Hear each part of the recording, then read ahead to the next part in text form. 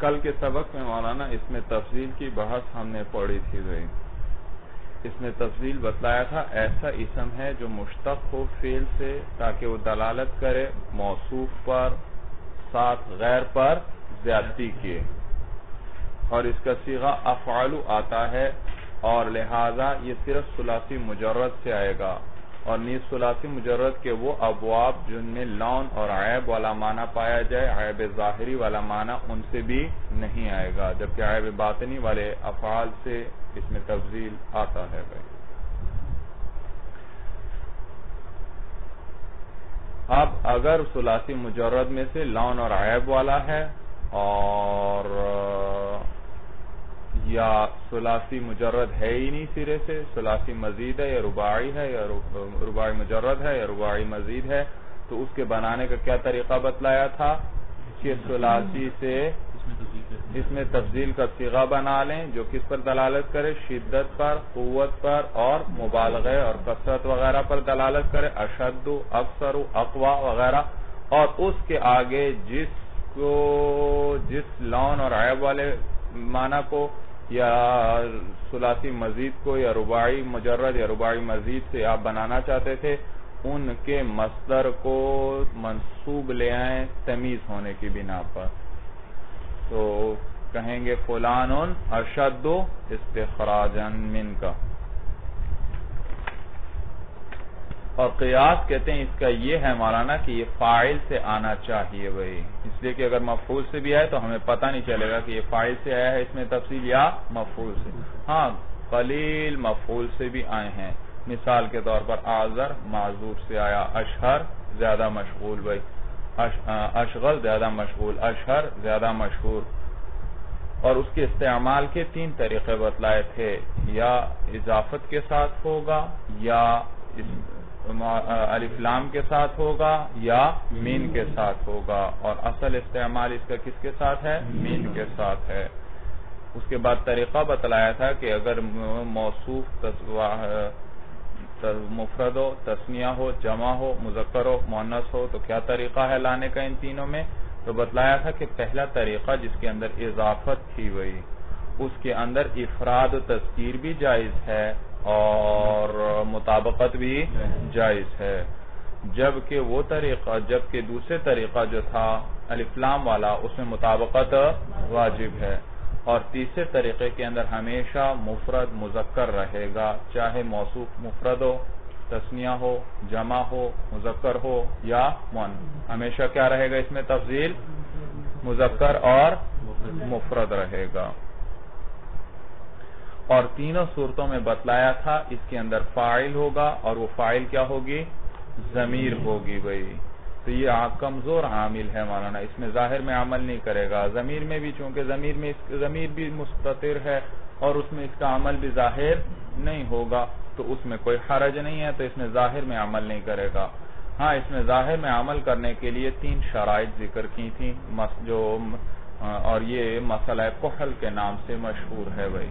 3 شرائط کیا؟ پہلی شرط یہ تھی کہ اس میں تفصیل صفت بحال متعلق ہی ہو، یعنی لفظوں میں ہو صفت ایک چیز کی اور معنی میں ہو صفت غیر کی، اس کے متعلق کی.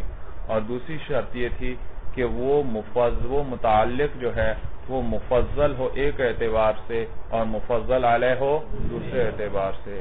اور تیسری شرط یہ تھی کہ وہ اس میں تفضیل تحت نفی واقع ہو، تو وہ نفی جو ہے اس میں تفضیل سے زیادتی کے معنی کو ختم کر دے گی اور وہ فعل کے معنی میں ہو جائے گا، اور فعل اس میں ظاہر کو رفع دیتا ہے تو یہ بھی اس میں ظاہر کو کیا کرے گا؟ رفع دے گا. جیسے ما رأیت رجلا احسن فی عینہ الکحل منہ فی عین زید، تو یہ الکحل کو رفع کس نے دیا؟ احسن نے. اور یہاں تینوں شرائط پائی گئی. یہاں تک مولانا اسم کی ابحاث مکمل ہوئیں، معرب اور مبنی ہونے کی حیثیت سے بھی، اور اس کے علاوہ جو بحثیں تھیں افراد، مفرد، تثنیہ، جمع ہونا، مذکر ہونا، مؤنث ہونا، معرفہ ہونا، نکرہ ہونا، اس میں فاعل ہوگا، اس میں مفعول ہوگا، صفت مشبہ ہوگا، اس میں تفضیل، وہ ساری بحثیں ہوئیں، مکمل ہوئیں. اب مولانا قسم ثانی شروع کی تھی پھر ہم نے فعل کے بارے میں بھائی. اور فعل کے بتلایا تھا 3 قسم پر ہے، ماضی، مضارع اور امر۔ ماضی وہ ہے جو آپ کے زمانے سے پہلے کے زمانے پر دلالت کرے، اور بتلایا تھا کہ ماضی مبنی علی الفتح ہوگا بشرطے کہ اس کے آخر میں ضمیر مرفوع متحرک نہ ملی ہوئی ہو۔ معلوم ہو ضمیر مرفوع ساکن ملی ہوئی ہو تو پھر یہ مبنی علی الفتح ہی ہوگا۔ تو 2 صورتیں ہیں مولانا کہ مبنی علی الفتح نہیں ہوگا، ایک یہ کہ اس کے آخر میں کیا ہو، ضمیر مرفوع متحرک ملی ہوئی ہو تو پھر یہ مبنی علی السکون ہوگا، اور اگر اس کے آخر میں واو ملا ہو تو یہ مبنی علی الضم ہوگا۔ اس کے بعد مضارع کی بحث شروع کی تھی اور بتلایا تھا کہ مضارع کو مضارع اس لیے کہتے ہیں کہ یہ اسم کے ساتھ مشابہ ہے، اور اسم فاعل کے ساتھ اسم کے ساتھ مشابہ ہے، اور وہ کون سا اسم؟ اسم فاعل۔ تو اسم فاعل کے ساتھ اس کی مشابہت لفظاً بھی ہے اور معنن بھی ہے۔ لفظوں کے اندر اس کی مشابہت جو ہے 3 طریقوں پر ہے۔ کتنے طریقوں پر ہے؟ 3 طریقوں پر ہے۔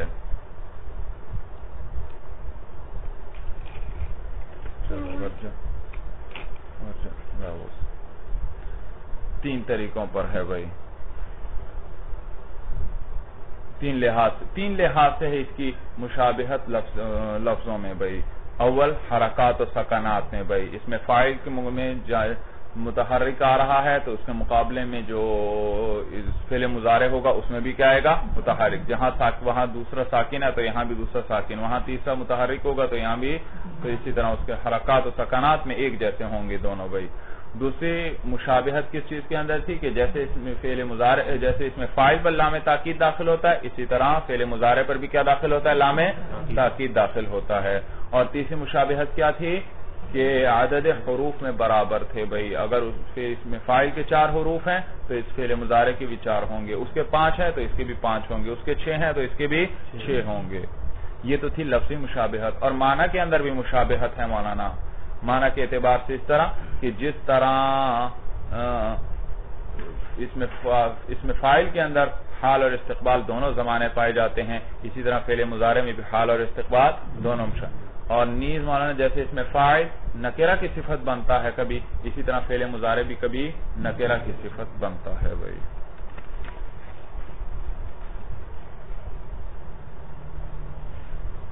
سمجھ میں آئے؟ نیز اس کی مشابہت اس میں جنس کے ساتھ بھی ہے، ایک اور اس میں جنس کے ساتھ بھی، اس میں جنس پر جیسے مولانا الف لام داخل ہو جائے تو وہ کس چیز کا فائدہ دیتا ہے؟ جی جیسے وہ خاص ہو جاتا ہے عہدی کے ساتھ بھائی۔ رجل، دیکھو رجل عام تھا، اس پر الف لام داخل کیا، کیا معنی؟ خاص، اب خاص ہو گیا مولانا۔ اسی طرح مضارع پر بھی جب سین، سوفا اور لام داخل ہو جائیں تو سین اور سوفا اس کو خاص کر دیتے ہیں کس کے ساتھ؟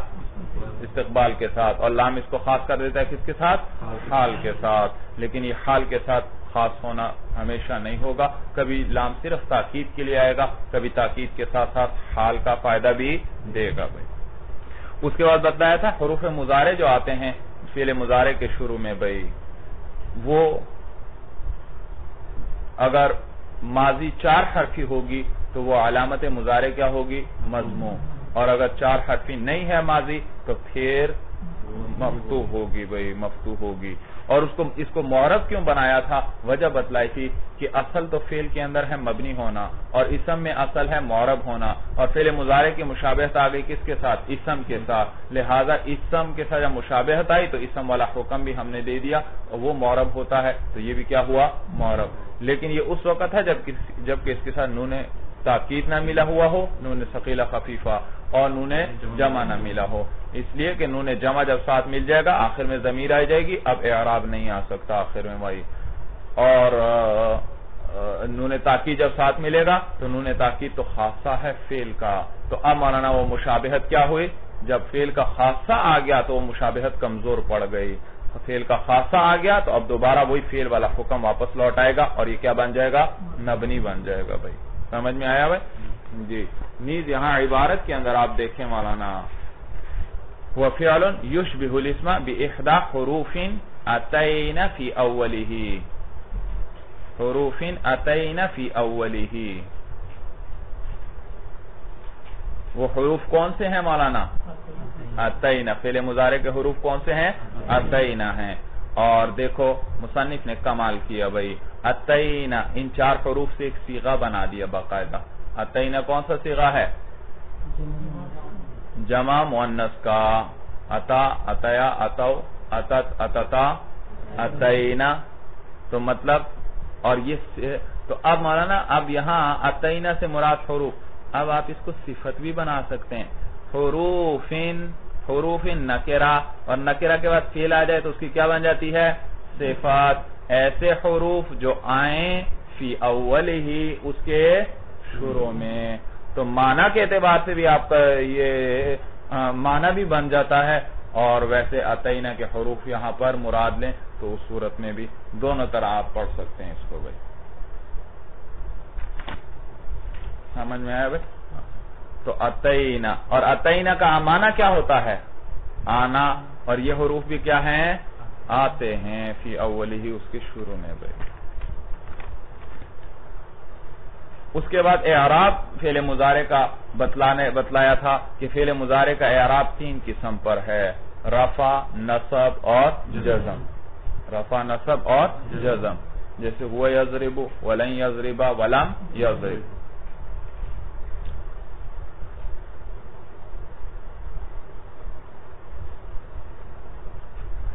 فصل في أصناف إعراب الفعل وهي 4: الأول أن يكون الرفع بالضمة والنصب بالفتحة والجزم بالسكون. بھئی یہاں سے آپ کو بتلائیں گے کہ فعل مضارع اعراب کے اعتبار سے 4 قسم پر ہے. اسم کے اعراب کتنے تھے؟ 3 تھے: رفع، نصب، جر. لیکن اعراب کے اعتبار سے وہ کتنی قسم پر تھا؟ 9 قسم پر. اور یہ کتنی قسم پر ہے؟ 4 قسم پر ہے. دیکھو فعل مضارع ایک وہ ہوگا جس کے آخر میں نون اعرابی آئے گا، ایک اس کا اعراب، ایک وہ قسم بن جائے گی. ایک وہ ہے جس کے آخر میں نون اعرابی نہیں آئے گا، یہ دوسری قسم بن جائے گی. ایک مولانا فعل مضارع وہ جو ناقص واوی اور ناقص یائی ہوگا. کیا ہوگا؟ ناقص واوی اور ناقص یائی ہوگا. اور چوتھی قسم وہ جس کے آخر میں الف آئے بھائی، جس کے آخر میں کیا ہے؟ الف آئے بھائی، کیونکہ الف بھی تو آتا ہے کبھی یا واو سے بدل کر، جیسے یخشا. تو کل کتنے قسمیں ہوئی؟ 4. ایک جس کے آخر میں نون اعرابی آئے، ثانی وہ جس کے آخر میں نون اعرابی نہ آئے، ثالث وہ جس کے آخر میں کیا آئے؟ جو ناقص واوی ہو اور ناقص یائی ہو. اور چوتھی قسم کیا؟ جو ناقص الفی ہو. تو یاد رکھو مولانا، جو جن کے آخر میں نون اعرابی نہ آئے، جن کے آخر میں نون اعرابی، اور وہ کون کون سے صیغے ہیں بھائی؟ جی یضرب، یضربانی تو نکل گیا، اس کے آخر میں نون اعرابی آ رہا ہے. یضربون کے آخر میں بھی کیا آ رہا ہے؟ نون اعرابی آ رہا ہے. اور تضرب یہ بھی آ گیا مولانا. اور تضرب، تضربانی پھر نون اعرابی آ گیا، یہ والا بھی نہیں ہے. آگے یضرب، ہاں آپ گنتے جائیں. پہلا کون سا؟ یضرب آپ رکھیں. آگے تضرب آپ رکھیں. آگے کیا ہے؟ یضربنا. جی یہ تو مولانا مبنی ہے، اس کی تو ہم پہلے بات کر چکے ہیں، یہ مبنی ہے، یہ نکل گیا. آگے بھائی تضرب آپ رکھیں مولانا، مخاطب کا صیغہ. آگے تضربانی بھی نہیں، اس کی نون اعرابی آ رہا ہے. تضربون میں نون اعرابی آ رہا ہے، تضربین میں بھی نون اعرابی آ رہا ہے، اور تضربانی میں بھی نون اعرابی آ رہا ہے، اور تضربون میں بھی نون اعرابی آ رہا ہے. اور اضرب آپ رکھیں، اور نضرب. یہ کل کتنے صیغے ہوئے؟ 5 صیغے ہوئے. ان 5 صیغوں کا اعراب مولانا، ان کا رفع کس کے ساتھ آئے گا؟ ضمہ کے ساتھ. اور نصب کس کے ساتھ؟ فتحہ کے ساتھ. اور جزم کس کے ساتھ؟ سکون کے ساتھ. ہوا یضرب، انت تضرب، ہیا تضرب، انا اضرب، نحن نضرب. دیکھو سب پہ ضمہ آ رہا ہے. اور فتحہ کس کے ساتھ آئے گا؟ جی نصب کس کے ساتھ آئے گا؟ فتحہ کے ساتھ آئے گا. جی ہوا لن یضرب، انت لن تضرب، تو اسی طرح سارے آ جائیں گے. اس کے بعد مولانا جزم آئے گا. ہوا لم یضرب، انتا لم تضرب. تو دیکھو رفع آیا ضمے کے ساتھ، نصب آیا فتحے کے ساتھ، اور جزم آیا سکون کے ساتھ. تو یہ کن کن صیغوں میں آیا بھائی؟ پہلا کون سا آپ کے پاس کون سا تھا؟ واحد مذکر غائب. آپ کے پاس کون سا تھا؟ واحد مؤنث غائب. آپ کے پاس واحد مذکر حاضر. آپ کے پاس واحد متکلم اور جمع متکلم. نضرب بھی آیا. اچھا جی دیکھیے بھائی، وہی اربعۃ، اور یہ چار قسم. فی اصناف فصل فی اصناف اعراب الفعل، یہ فصل ہے فعل کے اعراب کی قسموں کے بارے میں. اصناف انواع مولانا. وہی اربعۃ، اور یہ چار انواع ہیں. الاول پہلی یہ ان یکون الرفع بالضمۃ والنصب بالفتحۃ والجزم بالسکون، کہ رفع ضمے کے ساتھ، نصب فتحہ کے ساتھ، اور جزم سکون کے ساتھ. ویختص بالمفرد الصحیح، اور یہ خاص ہے کس کے ساتھ مولانا؟ مفرد صحیح کے ساتھ. غیر المخاطبتی، علاوہ کس کے؟ مخاطبہ کے صیغوں کے. مخاطبہ کے صیغوں کے.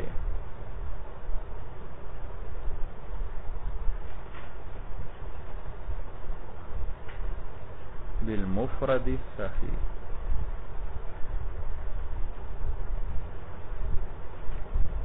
اچھا جی، تو یہ کس کے ساتھ خاص ہے؟ مفرد صحیح کے صیغوں میں. صحیح کے ذریعے کس کو نکال دیا؟ ناقص کو نکال دیا بھائی. غیر المخاطبتی، اور مخاطب واحد مؤنث تضربین، اس کو بھی کیا کیا؟ ہاں وہ بھی تو مفرد کا تھا لیکن اس کو نکال دیا بھائی مخاطبہ کے علاوہ. تو تقول آپ کہیں گے ہوا یضرب ولن یضرب ولم یضرب. والثانی، ثانی قسم وہ ہے مولانا جس کے آخر میں نون اعرابی آیا، اور نون اعرابی تثنیہ کے صیغوں میں آیا، اور جمع مذکر کے صیغوں میں آیا، اور واحد مخاطبہ کے صیغے میں آیا. ان کا حالت رفعی میں یہ اثبات نون کے ساتھ، حالت نصبی جزمی میں یہ حذف نون کے ساتھ ہوگا. جیسے مولانا ہما یضربانی، ہما لن یضربا، ہما لم یضربا. تسنیہ بھائی. ہما یضربانی یہ حالت رفعی میں. ہما لن یضربا کیا ہوا؟ حالت نصبی میں نون گر گیا. ہما لم یضربا حالت جزمی بھی کیا ہوا؟ نون گر گیا. اور کر لو.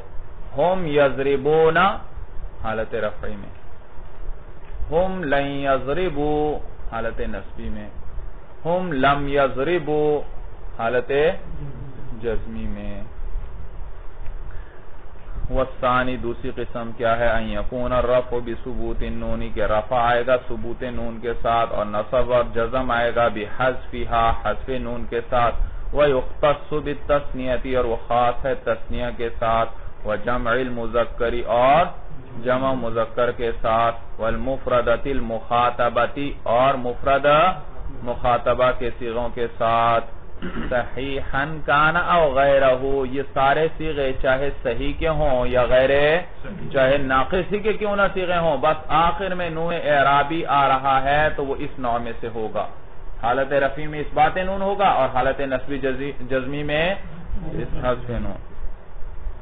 تقول ہما یفعلان وہم یفعلون وانت تفعلین، دیکھو سارے حالت رفعی میں ہیں. ولن یفعلا ولن یفعلو ولن تفعلی یہ حالت نصبی میں ہے، نون گر گیا.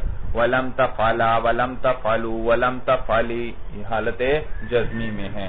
والثالث تیسری قسم مولانا، اور یہ خاص ہے مولانا ناقص یائی اور ناقص واوی کے ساتھ. ناقص یائی والا کوئی مضارع کا باب بتاؤ بھائی. جی یرمی، یرمی، یہ کیا ہے؟ ناقص ہے یائی جی. ہوا یرمی،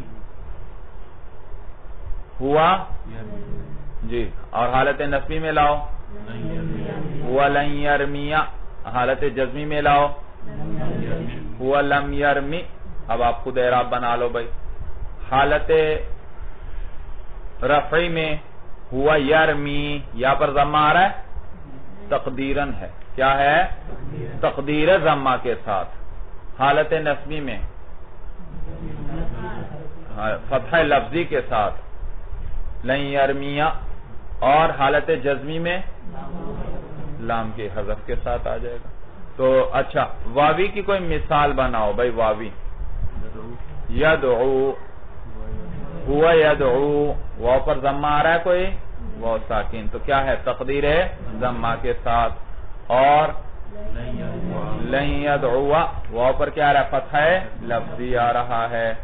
اور لم یدعو، وہ حذف لام کے ساتھ، حذف لام کے ساتھ.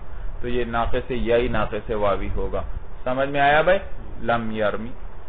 والثالث ان يكون الرفع بتقدیر الضمۃ والنصب، رفع گا تقدیر ضمہ کے ساتھ ہوا یرمی، والنصب بالفتحۃ لفظا، اور نصب آئے گا فتحہ کے ساتھ جو لفظی ہوگا اس حال میں کہ وہ لفظاً ہوگا. والجزم بحذف اللام، اور جزم آئے گا حذف لام کے ساتھ. ويختص بالناقص اليائی، اور یہ خاص ہے ناقص یائی کے ساتھ، ناقص یائی اور ناقص واوی. تو یہ جو تو وہ مضارع کا اعراب کتنی قسم پر بتلایا بھائی؟ 4 قسم پر. ایک وہ جس کے آخر میں انہوں نے اعرابی نہ، دوسری قسم وہ جس کے آخر میں کیا انہوں نے، تیسری قسم وہ جس کے آخر میں یا واو آئے، اور چوتھی قسم وہ جس کے آخر میں الف آئے بھائی. جس کے آخر میں کیا ہے؟ الف آئے بھائی. غیر تثنیتین و جمعین والا نا، وہ تثنیہ اور جمع نہ ہو، کیونکہ تثنیہ اور جمع کا حکم پہلے بتا چکے ہیں. کیونکہ ان کے وہ مخاطبتین اور واحد مخاطبہ کا صیغہ بھی، کیونکہ ان سب کے آخر میں تو انہوں نے عربی آتا ہے، اور انہوں نے عربی والے ہم سارے کس قسم میں ذکر کر چکے ہیں؟ دوسری قسم میں. تقول، آپ کہتے ہیں ہوا یرمی و یغزو. یہ دیکھو حالت رفعی میں یائی بھی ہے اور واوی بھی، ضمہ تقدیری ہے. وَلَن يَرْمِيَ وَيَغْزُوَ، وَلَن يَرْمِيَ وَلَن يَغْزُوَ، یہ حالت نصبی میں ہے. حالت نصبی میں بھائی کیا ہے؟ فتحہ لفظی ہے. وَلَم يَرْمِ وَلَم يَغْزُ، یہ کیا ہے جی؟ سمجھنے آیا جی. والرابع، اور چوتھی قسم ان یکون الرفع، بھائی الف والا ذرا لے کر آؤ بھائی. یخشا، ہوا یخشا جی، ضمہ کیا ہے؟ تقدیرن ہے. رفع تقدیرن ہے. ولن یخشا، نصب تقدیرن ہے. ولم یخشا، لام حذف کے ساتھ. تو دیکھو نصب میں فرق آ گیا. نصب میں کیا آیا؟ ادھر فتح لفظی تھا اور ادھر کیا ہے؟ تقدیری ہے. والرابع ان يكون الرفع بتقدیر الضمۃ، کہ رفع تقدیر ضمہ کے ساتھ آئے گا، اور نصب تقدیر فتحہ کے ساتھ آئے گا، اور جزم حذف لام کے ساتھ آئے گا. ويختص، اور یہ خاص ہے مولانا کس کے ساتھ؟ بالناقص الالفی، بالناقص الالفی. الف ہے نا ناقص الفی کے ساتھ، لیکن الف وزن بنا کتف، اور کتف کے بارے میں آپ نے ضابطہ پڑھا ہوگا. کتف وزن میں کتف پڑھنا بھی جائز ہے، درمیان والے حرف کو ساکن پڑھنا بھی جائز. تو یہاں پر ناقص الفی بھی پڑھ سکتے ہیں. بالناقص الالفی، ناقص الفی کے ساتھ خاص ہے. غیر تثنیت و جمع و مخاطبت، تثنیہ نہ ہو مولانا، جمع نہ ہو، اور مخاطبہ کا صیغہ، کیونکہ اس کو ہم کس میں ذکر کر چکے ہیں؟ دوسری قسم میں. نہ ہوا یسعا ولن یسعا، دیکھو ضمہ بھی تقدیری، فتحہ بھی تقدیری. ولم یسعا، اور کیا ہے؟ فتحہ جزم کیا ہے؟ حذف لام کے ساتھ.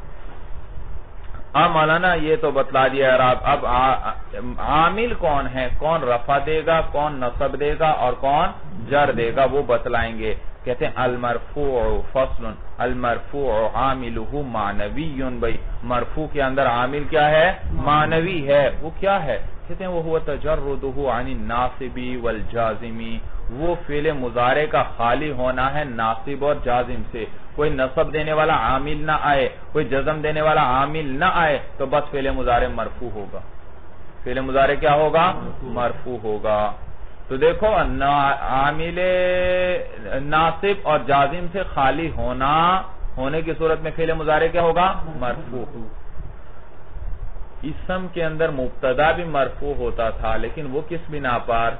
ابتدا. اور ابتدا کس کو کہتے تھے؟ ابتدا. وہ کیا تعریف تھی؟ دراصل میں یہ کہ بتانا چاہتا ہوں، بعض علماء یہ کہتے ہیں کہ اسم مرفوع ہوگا جبکہ وہ ناصب اور عامل نصب دینے والے عامل سے اور جر دینے والے عامل سے کیا ہو؟ خالی ہو. تو وہ کیا ہوگا؟ مرفوع ہوگا. تو کہتے ہیں مبتدا چونکہ نصب دینے والے عامل سے خالی ہے اور جر دینے والے عامل سے خالی ہے، لہذا یہ کیا ہے؟ مرفوع ہے. لیکن آپ یہ یوں نہیں کہنا بھائی، سمجھ میں آیا؟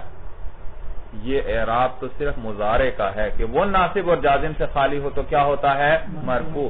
اسم کے اندر تو کیا ہے؟ ابتدا عامل ہے اور اس کی باقاعدہ تعریف ہے. یہ صرف یہ تعریف نہیں ہے کہ ناصب اور جارہ سے خالی ہو، بلکہ وہاں کیا تعریف ہے کہ خالی ہونے کے ساتھ ساتھ اس طور پر بھی ہو، عامل لفظی سے خالی ہو، سرے سے کیا ہو؟ عامل لفظی سے خالی ہو اور اس کا اسناد کسی کی طرف ہو یا اس کی طرف کسی کا اسناد ہو. وَهُوَ تَجَرُّدُهُ عَنِ النَّاصِبِ وَالْجَازِمِ، اور اس کا خالی ہونا ہے ناصب اور جازم سے. نَحْوُ هُوَ يَضْرِبُ، جی دیکھا یضرب میں کوئی عامل نہیں تو مرفوع ہے. وَيَغْزُو، یغزو میں کوئی عامل نہیں تو مرفوع تقدیراً ہے. وَيَرْمِی میں کوئی عامل نہیں تو مرفوع تقدیراً ہے. وَيَسْعَى کوئی عامل نہیں تو یہ کیا ہے؟ مرفوع تقدیراً ہے. فصل المنصوب عاملہ خمس، تو یہ تو تھے مرفوع میں کوئی عامل نہیں آئے گا. تو اب منصوب میں کیا کون عامل ہوگا؟ کہتے ہیں المنصوب عاملہ خمسۃ احرف، منصوب جو فعل مضارع ہے اس کے عامل 5 حروف ہیں. ان ولن وکے واذن وان المقدرۃ، اور ان مقدرہ ہے مولانا. پانچواں کیا ہے؟ ان مقدرہ ہے. بھئی یہ وہی ان ہے جو ابھی پہلے نمبر پر آیا مولانا. ان وہ مصدریہ ہے. ان یہ بھی کون سا ہے؟ ان مصدری. لیکن دونوں کو الگ الگ صرف آپ کو سمجھانے کے لیے شمار کر دیا کہ چونکہ ایک لفظوں میں آتا ہے ایک مقدر آتا ہے تو اس مقدر کو کیا کر لیا؟ الگ ہی شمار کر لیا. نحو ارید، سب کی مثالیں ذکر کر رہے ہیں، سب دیکھتے جاؤ بھئی. ترتیب وار ہر حرف کی مثال ہے اور وہ فعل مضارع کو نصب دے رہا ہے. ارید ان تحسن الی، تحسن پر کیا آیا مولانا؟ نصب آیا. وانا لن اضربک، اضرب پر کیا آیا؟ نصب. واسلمتک ادخل الجنۃ، کہ بھی نصب دیتا ہے تو ادخل پر کیا آیا؟ نصب. وَإِذَنْ يَغْفِرَ اللَّهُ لَكَ، پھر تو اللہ آپ کی مغفرت فرما دیں گے. تو اِذَنْ نے بھی یغفرہ کو کیا دیا؟ یغفر کو نصب. وَتُقَدَّرُ أَنْ، اب ان مقدرہ رہ گیا. یہ باقی تو آسان تھے بھئی. ان مقدرہ ذرا یہ یاد رکھو مولانا، یہ قیمتی چیز ہے. ان وَتُقَدَّرُ أَنْ فِي السَّبْعَةِ مَوَاضِعَ، اور ان مقدر ہوتا ہے کتنی جگہوں میں؟ 7 جگہوں میں مقدر ہوتا ہے. بعد حتی، کس کے بعد؟ حتی کے بعد. جیسے اسلمت حتی ادخل الجنۃ، میں اسلام لایا حتی تاکہ، یہاں تک کہ داخل ادخل الجنۃ کا، ادخل الجنۃ داخل ہو جاؤں کس کے اندر؟ بھئی یہ ادخلہ کو نصب کس نے دیا؟ ان نے، ان مقدرہ. اور وہ کس کے، یہ کس کے بعد ہے؟ حتی کے بعد. واللام کہ، اور اسی طرح کس کے بعد مقدر ہوتا ہے؟ کہ خود ہو وہ تو نصب دیتا ہے. ایک لام بھی آتا ہے جیسے کہ سبب بیان کرتا ہے. اسلمت میں اسلام لایا، کہ مسلمان ہوا. کہ ادخل الجنت، تاکہ میں داخل ہو جاؤں کس کے اندر؟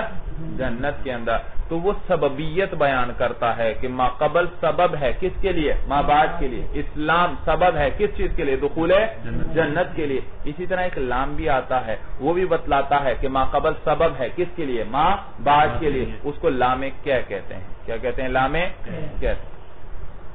نحو قام زید، زید کھڑا ہوا، لیذهب ای لی ان یذهب، لام کے بعد کیا مقدر ہے؟ ان.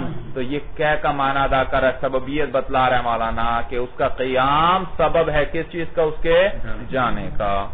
وَلَامِ الْجَحْدِ، اور لام جہد ہے مولانا، جیسے ما کان اللہ لیعذبہم، یہ لام جو آ رہا ہے لیعذبہ کو کیا دے رہا ہے؟ نصب. یہ کیا کہلاتا ہے؟ لام جہد. لام جہد کس کو کہتے ہیں بھائی؟ لام جہد وہ ہے جو کانا منفی کے بعد آئے تاکید نفی کے لیے. کس کے بعد آئے؟ جو کانا منفی کے بعد آئے.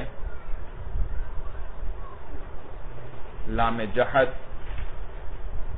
وہ لام ہے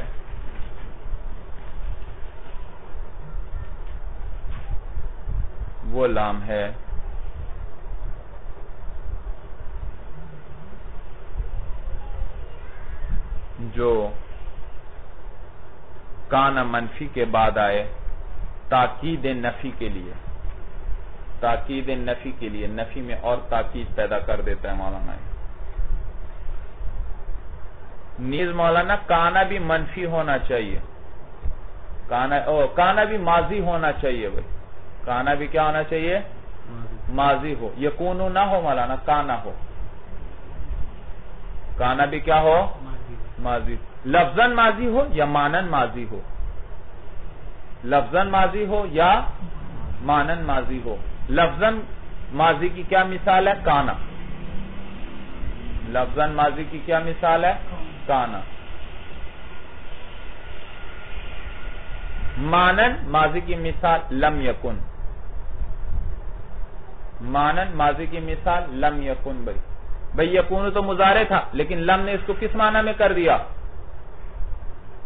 جی ماضی کے معنی میں. تو یکون پر جب لم داخل ہو تو کس معنی میں ہو جائے گا؟ ہاں. تو ماضی چاہے معنی کے اعتبار سے ہو چاہے لفظوں کے اعتبار سے ہو تو ہونا ماضی چاہیے بھائی. اس کو لام کیا کہتے ہیں؟ لام جہد کہتے ہیں بھائی.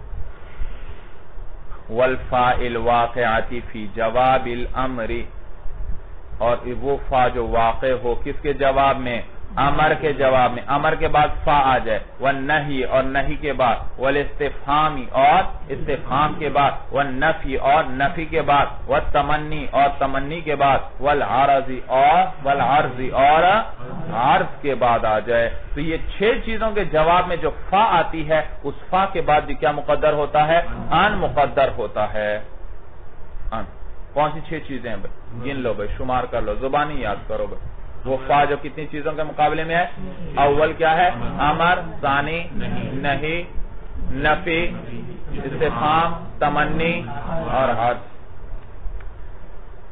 دیکھیے مثالیں دے رہے ہیں. اسلم یہ کون سا صیغہ ہے؟ امر. اور امر کے بعد کیا آئی؟ فا. اور اس فا کے بعد کیا مقدر ہوگا؟ ان. تو فتسلم، تو اسلام لے آ تاکہ سلامت رہے، تاکہ تجھے سلامتی حاصل ہو دنیا اور آخرت میں. ولا تعصی یہ کون سا صیغہ ہے؟ نہیں ہے. اور اس کے جواب میں کیا آ رہی ہے؟ فا. اور اس فا کے بعد کیا مقدر ہوتا ہے؟ ان. فتعذب، نصب آ گیا مولانا. ولا تعصی نافرمانی نہ کر. فتعذب تجھے کیا دیا جائے گا؟ عذاب دیا جائے گا. وَهَلْ تَعَلَّمُ یہ کیا ہے مولانا؟ استفہام. اور اس کے جواب میں کیا آ رہی؟ فا. کیا تو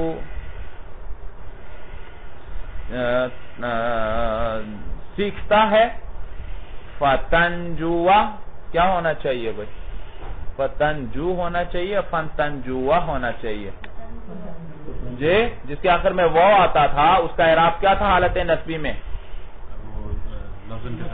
لفظوں میں آتا تھا تو لفظوں میں آنا چاہیے. فَأَن تَنْجُوَ معلوم ہو یہ جزم کی علامت کاتب کی غلطی ہے، جزم نہیں ہونا چاہیے یہاں.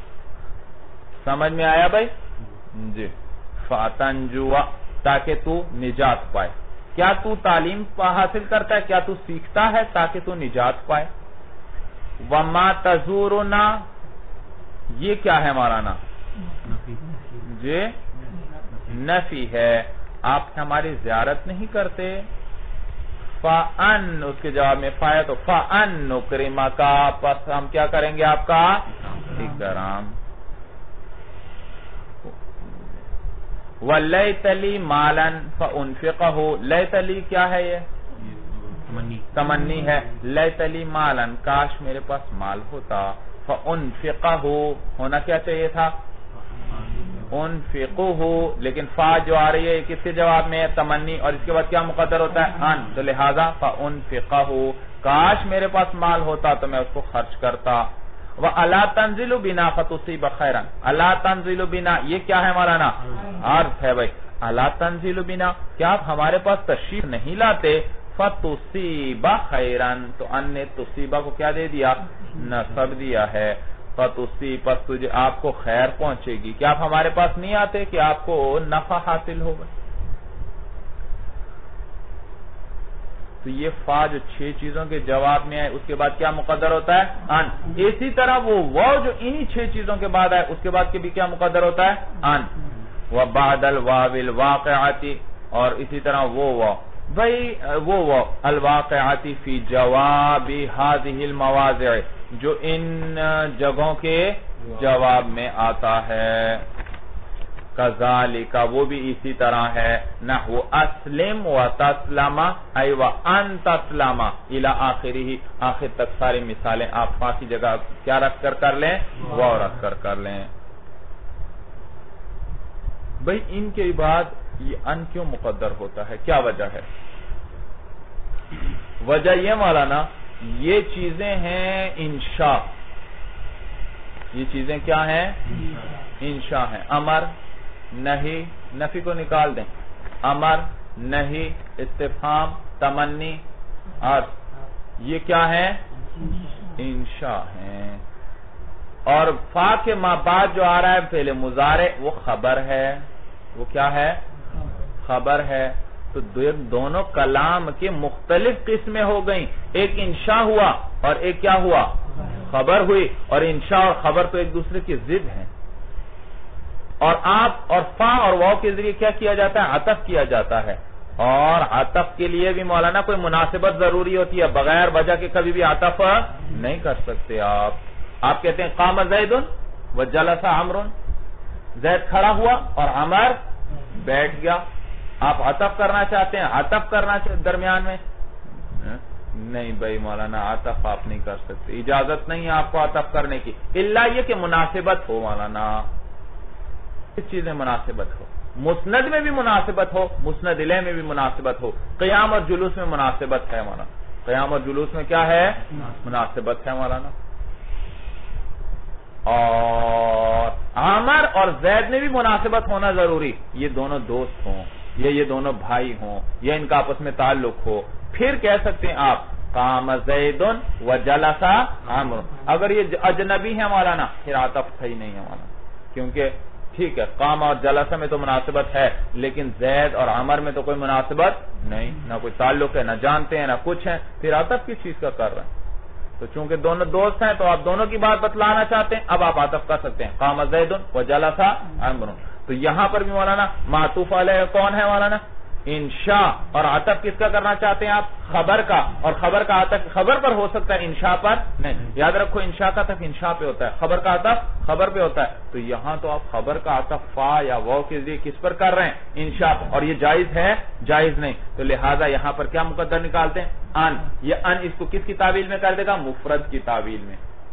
فا اور واو کا ما بعد بھائی کیا بن جائے گا ان. کیا بنا دیتا ہے اپنے ما بعد فعل کو مصدر بناتا ہے یا نہیں, مصدر کے معنی میں کر دیتا ہے. اور مصدر کیا ہوتا ہے مفرد ہوتا ہے. تو یہ مفرد کی تعویل میں ہو گیا. تو اسی طرح ما قبل جو تھا انشاء اس میں بھی ہم تعویل کر کے اس کو بھی مفرد بنا لیں گے, اور پھر مفرد کا عطف کس پر صحیح ہو جائے گا مفرد پر ہو جائے گا. بات سمجھ میں آئی بھائی.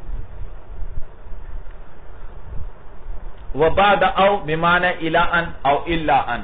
اسی طرح وہ او مولانا جو الا ان یا الا ان کے معنی میں ہو اس کے بعد بھی کیا مقدر ہوتا ہے؟ ان مقدر ہوتا ہے. جیسے دیکھو مولانا لأحبسنک میں تجھے ضرور بھی ضرور قید میں ڈالوں گا، او تعطینی حقی یہاں تک کہ تو مجھے میرا حق دے دے. جی سمجھ میں آیا ترجمہ؟ ایک آدمی اس نے آپ کے پیسے نہیں دے، وہ پیسے نہیں دے رہا، آپ اس کو لا کر کیا کہتے ہیں؟ میں تجھے ضرور جیل میں ڈال دوں گا مگر یہ کہ تو میرا حق دے دے. تو دیکھو مگر یہ کہ الا ان کے معنی میں کر دیا، او کو کس معنی میں کر دیا؟ الا ان کے، یا اس کو الا ان کے معنی میں کر دیا میں تجھے ضرور جیل میں ڈال دوں، میں ضرور تجھے جیل میں ڈالوں گا یہاں تک کہ تو مجھے میرا حق دے دے. تو الا ان یہاں تک کہ، تو اس کے دونوں ترجمہ بنتے ہیں مولانا، یہاں تک کے بھی ترجمہ ہو سکتا ہے اور مگر یہ کہ یہ بھی ترجمہ ہو سکتا ہے اس او کا. بات سمجھ میں آ رہی ہے؟ مشکل ہے جی. تو اسی لیے بعض علماء نے کہا یہ جو او ہے یہ الا ان کے معنی میں ہے، اور یہ اور بعضوں نے کہا الا ان کے معنی میں. دو اقوال ہیں علماء کے، بعضوں نے الا کے معنی میں بتایا، بعضوں نے الا کے معنی میں بتایا. مصنف نے دونوں ذکر کر دیے کہ وہ او جو کس معنی میں ہو، الا ان یا الا ان، جو ان سے بھی قول آپ اختیار. نیز مولانا یاد رکھو یہ وہ او الا کے معنی میں ہوگا یا الا کے معنی میں ہوگا، ان الا ان کے معنی میں نہیں ہے. یہ او کس معنی میں ہوگا؟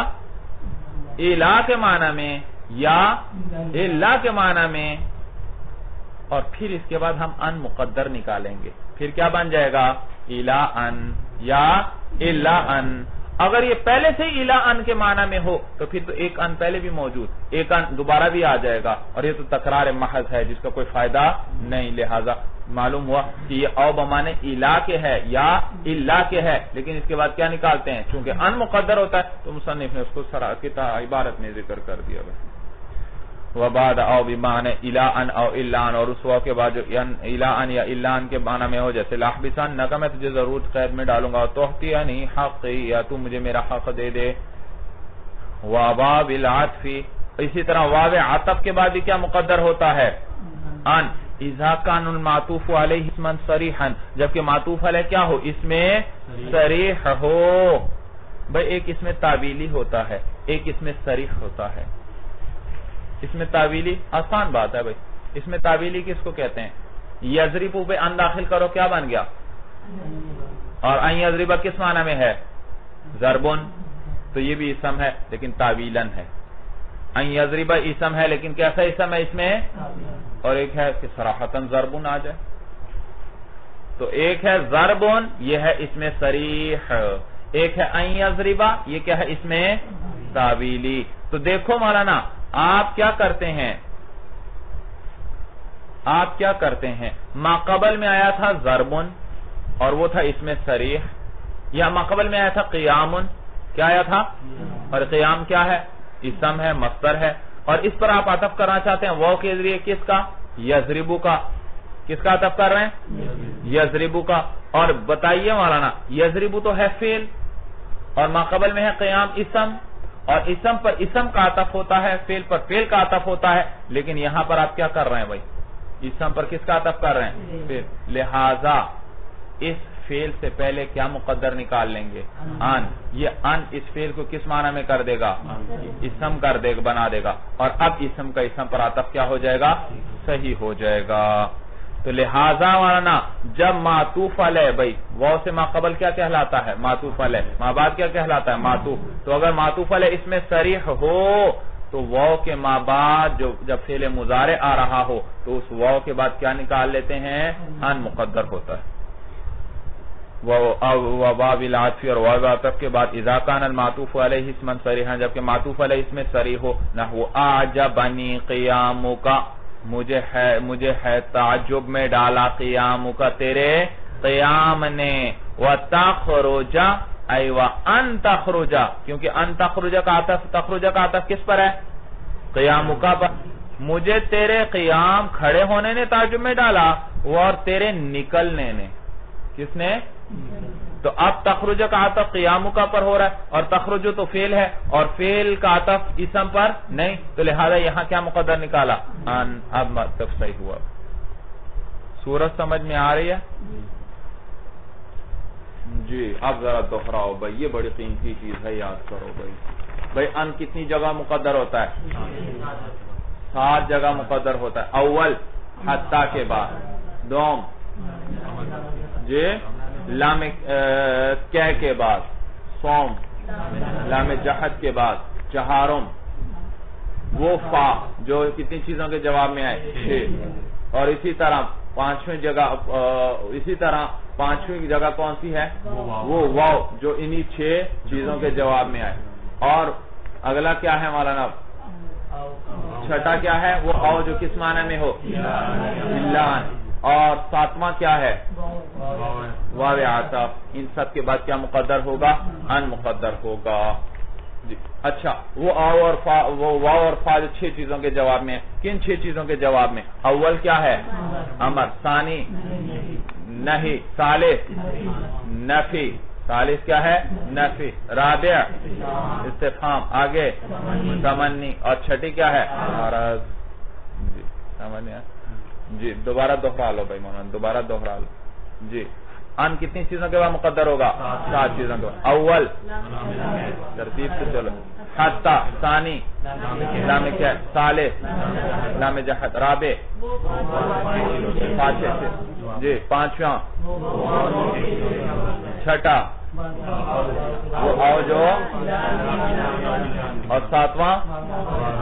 اور اچھا وہ فا اور وہ کتنی چیزوں کے جواب میں جو آئے؟ 6. وہ 6 چیزوں میں سے اول کیا ہے؟ امر. ثانی ثالث نفی. رابع خامس اور بھائی سمجھ میں آیا بھائی؟ جی تو مولانا یہ جو 6 چیزوں کے جواب میں آئے بھائی، ان میں سے امر، نہی، استفہام، تمنی اور عرض یہ تو ہیں کیا؟ انشاء. تو نفی کو بھی ساتھ ملا دیا کیونکہ نفی کی مشابہت ہے نہیں کے ساتھ. نفی کی مشابہت کس کے ساتھ ہے؟ اس لیے نفی کو بھی یہ حکم دے دیا، لیکن نفی میں کم آتا ہے یہ، ورنہ نفی کے لیے یہ حکم نہیں ہونا چاہیے تھا، لیکن چونکہ اس کی مشابہت ہے نہیں کے ساتھ اس وجہ سے ہم نے اس کو بھی یہی حکم دیا ہے. یہ تو تھا مولانا وہ جگہ تھیں جہاں ان مقدر ہوگا. اب آپ کو کچھ وہ جگہیں بتائیں گے جہاں پر ان کو مقدر بھی مان لیں وہ بھی ٹھیک، اور آپ چاہیں تو اس کو ظاہر کریں لفظوں میں بھی لے آئیں یہ بھی ٹھیک ہے. اور پھر اس کے بعد ایک جگہ وہ ذکر کریں گے جہاں پر ان کا لانا واجب ہو جائے گا، یعنی ان وہ جو مقدر تھا اس کو لفظوں کے اندر اب لانا واجب. وَيَجُوزُ إِظْهَارُ أَن مَعَ لَامِ كَ. اور جائز ہے مولانا ان کا ظاہر کرنا کس کے ساتھ؟ لام. بھائی لام کیا کے بعد آپ نے کیا پڑھا تھا؟ ان مقدر، لیکن اس کو ظاہر کرنا بھی جائز ہے. جیسے اسلمت لأن ادخل الجنت، تو دیکھو یہ ان کو ہم نے کیا کیا؟ لفظوں میں جائز ہے، چاہے حذف کریں مقدر مانے چاہے لفظوں میں لیں. وَمَعَ وَاوِ الْعَطْفِ. اور اسی طرح واو عطف کے بعد بھی لفظوں میں لانا بھی جائز، مقدر ماننا بھی جائز. آجبنی قیامک وَأَن تخرج. یہ 2 جگہوں کے اندر ظاہر کرنا بھی جائز اور مقدر ماننا بھی. اور ایک جگہ ہے جہاں اظہار واجب ہے، وَيَجِبُ إِظْهَارُ أَن فِي لَامِ كَ. اور واجب ہے ان کا ظاہر کرنا لام کَ میں، اِذَا اتصلت بِلَا النَّافِيَةِ. جبکہ اس کا اتصال کس کے ساتھ آئے؟ جی لا نافیہ کے ساتھ آ جائے. جیسے لِأَلَّا يَعْلَمَ. بھئی لا نافیہ لا يعلم، اس پر لام کیا داخل کرنا چاہتے ہیں اور 2 لام جمع ہو جائیں گے، اور 2 لاموں کا جمع ہونا پسندیدہ نہیں. جی 2 لاموں کا جمع ہونا پسندیدہ، تو لہذا اب وہ جو ان مقدر تھا اس کو ظاہر کرنا واجب ہوا تاکہ دونوں لاموں میں کیا آ جائے؟ فصل آ جائے، جدائی آ جائے. وجہ سمجھ میں آئی بھائی؟ لِأَلَّا. نیز مولانا رسم الخط بھی خاص ہو جائے گا، یہ دیکھ رہے ہیں آپ رسم الخط بھی کیا ہے لِأَلَّا، اسی طرح ملا کر لکھا جائے گا مولانا، حمزہ کو دندانے پر لکھا جائے گا اور اس کو ملایا جائے گا لا کے ساتھ، اور وہ جو نون تھا وہ لام بن کر لام میں ادغام ہوا، اس کا کیا بن گیا لِأَلَّا، کیونکہ نون اور لام کا مخرج قریب ہے مولانا۔ اور ضابطہ آپ نے کیا پڑھا ہے جی؟ نون ساکن کس سے پہلے آ جائے؟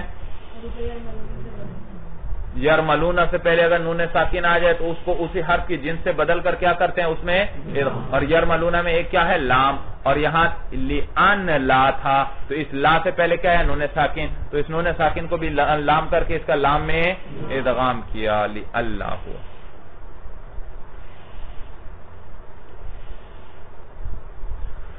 وَعَلَمْ أَنَّ أَنِي، یہاں سے ایک الگ بات بتلا رہے ہیں مولانا،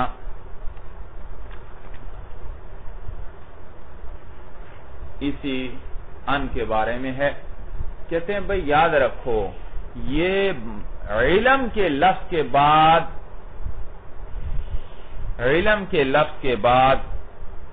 جو ان آتا ہے، علم کے لفظ کے بعد جو ان آتا ہے یہ ان مخففہ من المثقلہ ہوتا ہے، ان ناصبہ نہیں ہوتا۔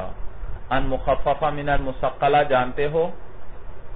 یاد رکھو جیسے انا ہے، انا ہے، اس میں نون کیا ہے مشدد ہے، کبھی اس کو مخفف بناتے ہیں، انا کو کیا پڑھتے ہیں ان، انا کو کیا پڑھتے ہیں ان، تو یہ کیا کہلاتا ہے مخففہ من المثقلہ۔ تو یہ دیکھنے میں تو ان ہے لیکن در اصل کیا ہے انا، دیکھنے میں تو ان ہے لیکن در اصل کیا ہے انا، تو کبھی ایسا بھی ہوتا ہے عربی کے اندر، تو اس کو کہتے ہیں مخففہ من المثقلہ۔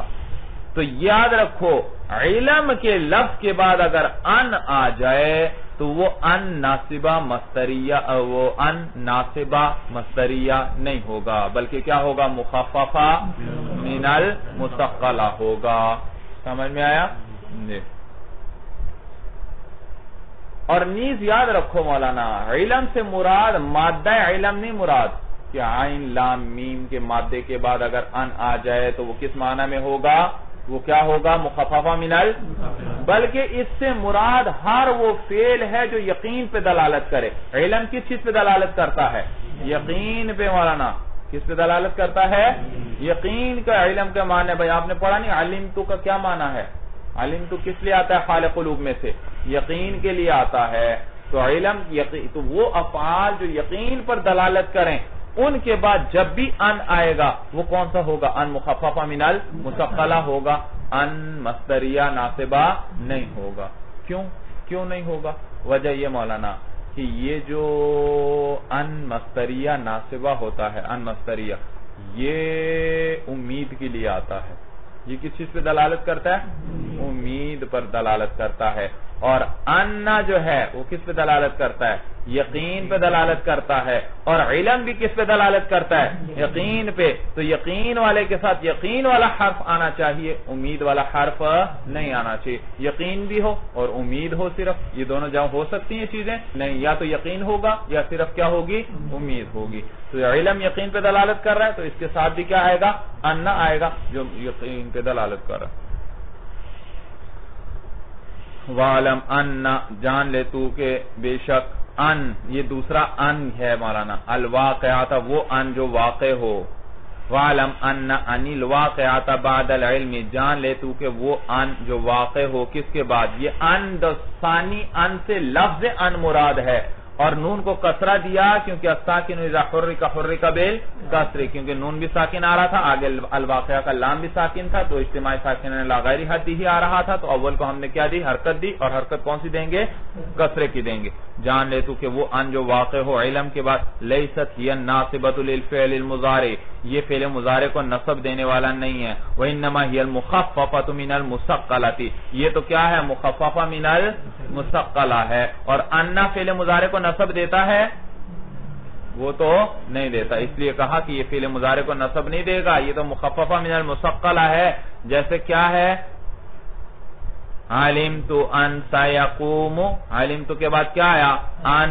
اب آپ سے کوئی ترکیب کہے، آپ کہیں جی علمت ان سیقوم، بھئی کیوں آپ نے کیا؟ بھئی یہ ان ناصبہ مصدریہ ہے، نہیں بھئی علمت کے بعد آ رہا ہے، معلوم ہوا یہ کون سا ہے؟ ان مخففہ من قال اللہ تعالی، قرآن میں آیا اللہ فرماتے ہیں علم، اللہ جانتے ہیں، ان سیکون منکم مرضا، کہ تم میں سے کیا ہوں گے؟ بعض لوگ بیمار ہوں گے، مرضا جمع ہے مریض کی مولانا. تو دیکھو سیکون مرفوع ہے منصوب ہے، اور اگر یہ اگر ان ناصبہ ہوتا پھر تو کیا ہونا چاہیے تھا؟ منصوب. معلوم ہوا نہیں. وَأَنِ الْوَاقِعَةَ بَعْدَ الظَّنِّ جَازَ فِيهِ الْوَجْهَانِ النَّصْبُ بِهَا. ظن مولانا ظن کے بعد جو ان آ جائے، ایک تو تھا علم اور ایک ہے ظن. ظن کس کو کہتے ہیں؟ غالب گمان کو کہتے ہیں. کس کو کہتے ہیں؟ غالب گمان کو. آپ کہتے ہیں میرا خیال ہے زید آئے گا، اظن، تو کیا مانا؟ آپ کا غالب گمان یہ ہے تو زید آئے. تو ظن آیا مولانا، تو اس کے بعد مولانا جو ان آئے اس میں دونوں وجہیں جائز ہیں. آپ چاہیں تو اس کو کیا کریں؟ مخففہ من المثقلہ بنائیں. آپ چاہیں تو اس کو کیا بنائیں؟ ان مصدریہ بنائیں. سمجھ میں ہے؟ اس لیے کہ ظن کس کو کہتے ہیں؟ غالب گمان. کس کو کہتے ہیں؟ تو یقین ہے. جب یقین نہیں ہے تو ان مصدریہ بھی کس لیے آتا ہے؟ امید کے لیے آتا ہے، غیر یقین کے لیے آتا ہے. تو دونوں ایک دوسرے کے مناسب. لیکن ہے تو غالب گمان، اور غالب گمان بھی کیا ہوتا ہے؟ یقین کے قریب ہوتا ہے. لہذا اس کے بعد ان بھی لا سکتے ہیں آپ چاہیں تو. ان مخففہ ان مثقلہ کے لانا بھی جائز ہوا، کیونکہ کم از کم گمان ہے، لیکن ہے تو کس قسم کا؟ 100 میں سے کتنے فیصد ہے؟ 75% تو ہے، تو یقین کے قریب ہوا تو ان بھی لا سکتے ہیں. اور دیکھا جائے یقین تو ہے تو نہیں، تو اس اعتبار سے ان کا لانا بھی جائز، تو دونوں لا سکتے ہیں. تو اور ظن سے مراد ظن کا ظن فعل نہیں مراد مولانا، ظننتو یا ظننتا فعل، ہر وہ فعل مراد ہے جو ظن پہ دلالت کرے، یعنی یقین پر دلالت نہ کرے، جو امید پر دلالت کرے. اس کے بعد یہ دونوں. وَأَنِ الْوَاقِعَةَ بَعْدَ الظَّنِّ، اور وہ ان جو واقع ہو ظن کے بعد، جَازَ فِيهِ الْوَجْهَانِ، اس میں دونوں وجہیں پڑھنا جائز ہیں. النَّصْبُ بِهَا، اس کے ساتھ نصب دینا بھی. وَأَن تَجْعَلَهَا كَالْوَاقِعَةِ بَعْدَ الْعِلْمِ، اور یہ کہ آپ اس کو کر دیں اس ان کی طرح جو کس کے بعد واقع ہوا تھا؟ علم کے. نصب یعنی ان مصدریہ بنانا بھی جائز، اور اس ان کی طرح پڑھنا بھی جائز جو کس کے بعد تھا؟ علم. اور علم کے بعد کون سا تھا؟ مخففہ من المثقلہ. تو یہاں بھی وہ جائز. نحو ظننت ان سیقوم، اور اسی طرح تو یہ میں نے کون سا بنایا؟ ان مخففہ من المثقلہ. اور اگر میں پڑھتا ہوں اس کو مصدریہ، پھر کیسے پڑھوں گا؟ جی سیقوم. شاباش، سمجھ میں آئے؟ تو اس میں دونوں جائز. ظننت ان سیقوم کہنا بھی جائز اور ظننت ان سیقوم کہنا بھی جائز. فاصل المجزوم عام، بھئی یہ تو مرفوع عامل رفع دینے والے بھی بتلا دیے. مرفوع کیوں ہوگا، اس میں عامل کون ہوگا کون نہیں ہوگا یہ بھی بتلا دیا. اور منصوب کا بھی بتلا دیا کہ اس کے اندر عامل کون ہوگا. اب مجزوم رہ گیا، اس کی بات کریں گے. بھئی المجزوم عاملہ لم ولما ولام الامر ولا فی النہی وکلم المجازات. وکلم اب درمیان میں ایک سطر چھوڑ دو. وَإِنِ الْمُقَدَّرَةُ مل گیا بھائی. وَإِنِ یہ ہے مولانا جزم دینے والے. مجزوم جو مضارع ہوگا اس کے اندر عامل لم ہوگا، لما ہوگا، لام امر ہوگا اور لائے نہیں ہوگا. اور کلمہ مجازات، کلمہ مجازات سے مراد ہیں وہ حروف، وہ اس اسماء اور حروف جو شرط اور جزا پر داخل ہوتے ہیں. جو کس پر داخل ہوتے ہیں؟ بھئی وہ جو شرط کے لیے آئے وہ کس کو چاہتا ہے؟ جزا کو. اسی لیے کہا کلمہ مجازات کی. کس کو چاہتے ہیں؟ جزا کو چاہتے ہیں. کس کو چاہتے ہیں؟ اور کلم کہا مولانا، اسم بھی نہیں کہا، اسم اسماء مجازات.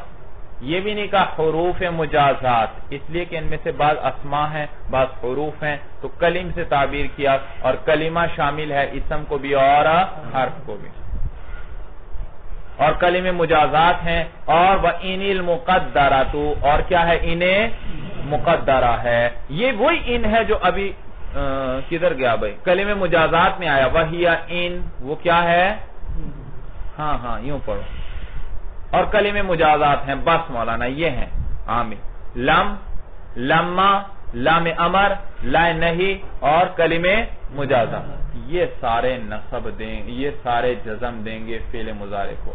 اب کلمہ مجازات کون کون سے ہیں وہ اب تفصیل بتلا رہے ہیں، وہی ان، یہ ان ہے، وہ مہما ہے، ازما، حیثما، اینا، متا، ما، من، ایون، انا، اور انہیں مقدرہ، اور انہیں مقدرہ ہے، انہیں مقدرہ ہے، تو یہ وہی ان ہے، لیکن وہ ان چونکہ لفظوں میں ہوتا ہے اور ایک ان کیا ہوتا ہے مقدر ہوتا ہے، تو سمجھانے کے لیے اس کو کیا کیا الگ شمار کر لیا۔ سمجھ میں آیا بھائی؟ تو یہ کلمہ مجازات، سمجھ میں آئی بات بھائی؟ مجزوم عامل کون، جزم دینے والے عامل کون سے ہیں، لم، لما، لام امر، لا نہیں، اور کلمہ مجازات بس۔ اور پھر کلمہ مجازات کون کون سے ہیں وہ سارے گنوا دیے، اور ان میں بتلایا ان دو قسم پر ہے، ایک وہ ان ہے جو لفظوں میں آئے گا، اور ایک وہ ان ہے جو مقدر ہوگا۔ نحو لم یضرب، دیکھا لم نے کیا کیا ہمارا جزم دیا، ولما یضرب، لما نے بھی کیا کیا جزم دیا، ولیضرب یہ کیا ہے مولانا لام امر ہے، اس نے بھی جزم دیا، ولا تضرب یہ کیا ہے لا نہیں، وَإِن تَضْرِبْ اضرب یہ کیا ہے ان شرطیہ، اس نے بھی جزم دیا۔ آگے کیا لکھا ہے مولانا، ان تضرب اضرب کے آگے کیا لکھا ہے، اس کو پڑھتے ہیں الی آخری ہی، اس کو کیا پڑھتے ہیں بھئی ایک مثال کہتے ہیں ہم نے حروف کلمہ مجازات میں سے ایک کی دے دی، باقی سارے آپ آخر تک خود ہی پڑھ لیں، باقی سب کی مثالیں آپ خود ہی بنا لیں۔ تو اس یہ آہ کا معنی ہے الی آخری، یا آہ کا معنی ہے انتہا۔ آہ بعض اوقات مولانا باب ختم ہو جاتی ہے، آخر میں مصنف کیا لکھ دیتا ہے انتہا، یعنی آہ لکھ دیتا ہے، معنی کیا ہوتا ہے انتہا، یعنی یہ کلام کیا ہوا ختم ہوا، بحث کیا ہوئی ختم ہو گئی، مکمل ہو گئی، تو وہاں وہ معنی کریں گے، یہاں پر یہ معنی کریں گے۔ وَعَلَمْ أَنَّ لَمْ تَقْلِبُ الْمُضَارِعَ مَاضِيًا مَنْفِيًا، جان لے تو کہ لم جو ہے الٹ دیتا ہے فعل مضارع کو، کس میں مولانا ماضی منفی کے اندر۔ بھئی یضربو کا کیا معنی تھا، وہ پٹائی کرتا ہے، لم یضرب اس نے پٹائی نہیں کی، تو کیا بن گئی مضارع، کیا بن گیا ماضی منفی، تو وہ ماضی منفی بنا دیتا ہے۔ وَلَمَّا كَذَلِكَ، لما بھی اسی طرح ہے، وہ بھی فعل مضارع کو کس معنی میں کر دیتا ہے ماضی منفی کے معنی میں کر دیتا ہے، لیکن تھوڑا فرق ہے لم اور لما میں، کیسے إِلَّا أَنَّ فِيهَا تَوَقُّعًا بَعْدَهُ، مگر یہ کہ لما کے اندر جو ہے بعد میں توقع ہوتی ہے، اس کا تکلم کے بعد بھی اس میں کیا ہوتی ہے توقع ہوتی۔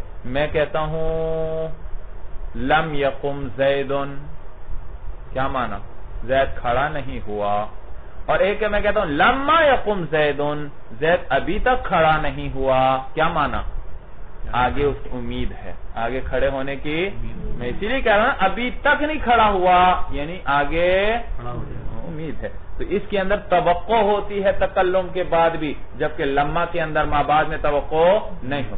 وَدَوَامًا قَبْلَهُ، اور ما قبل میں دوام ہوتا ہے اس فعل کے اندر، کیا معنی دیکھو لما یقم زید، ابھی تک نہیں کھڑا ہوا زید، کیا معنی دوام کے ساتھ، یعنی ماضی کے اندر جس عرصے کی ہم بات کر رہے ہیں، اس سارے میں ابھی تک وہ کھڑا نہیں ہوا، اس سارے میں ابھی تک کھڑا نہیں ہوا۔ سمجھ میں آیا بھائی؟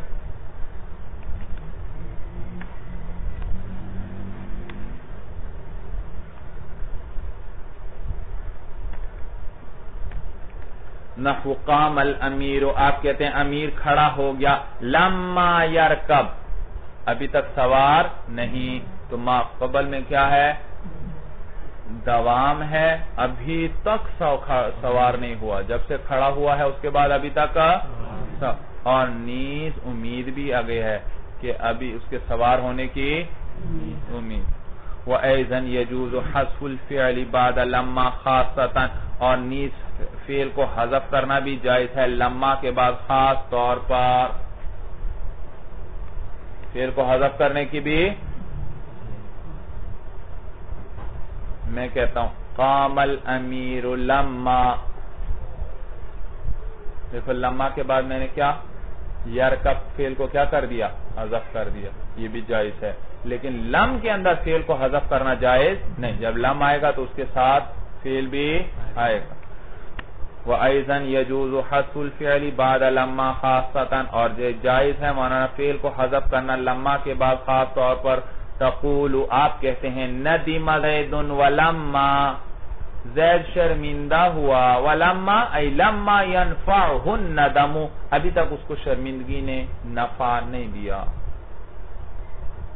زید شرمندہ ہوا اور ابھی تک اس شرمندگی ہونے نے اس کو نفع نہیں دیا، تو میں نے لما ذکر کیا اور ينفعه الندم کو کیا کر دیا؟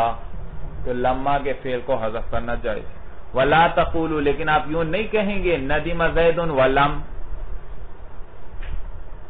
تو لم باقی رہے اس کا فعل حذف ہو جائے، یہ تو جائز نہیں۔ وَأَمَّا كَلِمُ الْمُجَازَاتِ، باقی کلمے مجازات جو ہیں، حرفاً کانت او اسماً، یہ چاہے حرف ہوں چاہے، میں نے بتایا تھا اسی لیے اس کو تعبیر کیا کہ ان میں سے بعض حروف ہیں اور بعض کیا ہیں؟ اسماء ہیں، تو چاہے وہ حروف ہو چاہے حرف ہو یا اسم ہو، وَهِيَ تَدْخُلُ عَلَى الْجُمْلَتَيْن، یہ کس پر داخل ہوتا ہے؟ دو جملوں پر، لِتَدُلَّ، تاکہ دلالت کرے، عَلَى أَنَّ الْأُولَى سَبَبٌ لِلثَّانِيَةِ،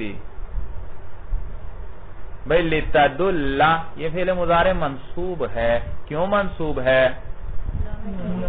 شاہ واللہ میں کہہ کے بعد آنا ہے، لِتَدُلَّ تاکہ دلالت کرے، عَلَى أَنَّ الْأُولَى سَبَبٌ لِلثَّانِيَةِ، کہ جملہ اولا سبب ہے کس کے لیے؟ جملہ ثانیہ کے لیے۔ وَتُسَمَّ الْأُولَى شَرْطًا، اور اولا جملہ اولا کو شرط کہتے ہیں، وَالثَّانِيَةُ جَزَاءً، اور ثانیہ کو کیا کہتے ہیں؟ جزا کہتے ہیں۔ تو مولانا حروف کلمہ مجازات دو جملوں پہ داخل ہوتے ہیں، اور پہلے کو اول سبب ہوتا ہے اور ثانی مسبب ہوتا ہے، اول سبب ثانی، اور اول کو کیا کہتے ہیں؟ شرط، اور ثانی کو جزا۔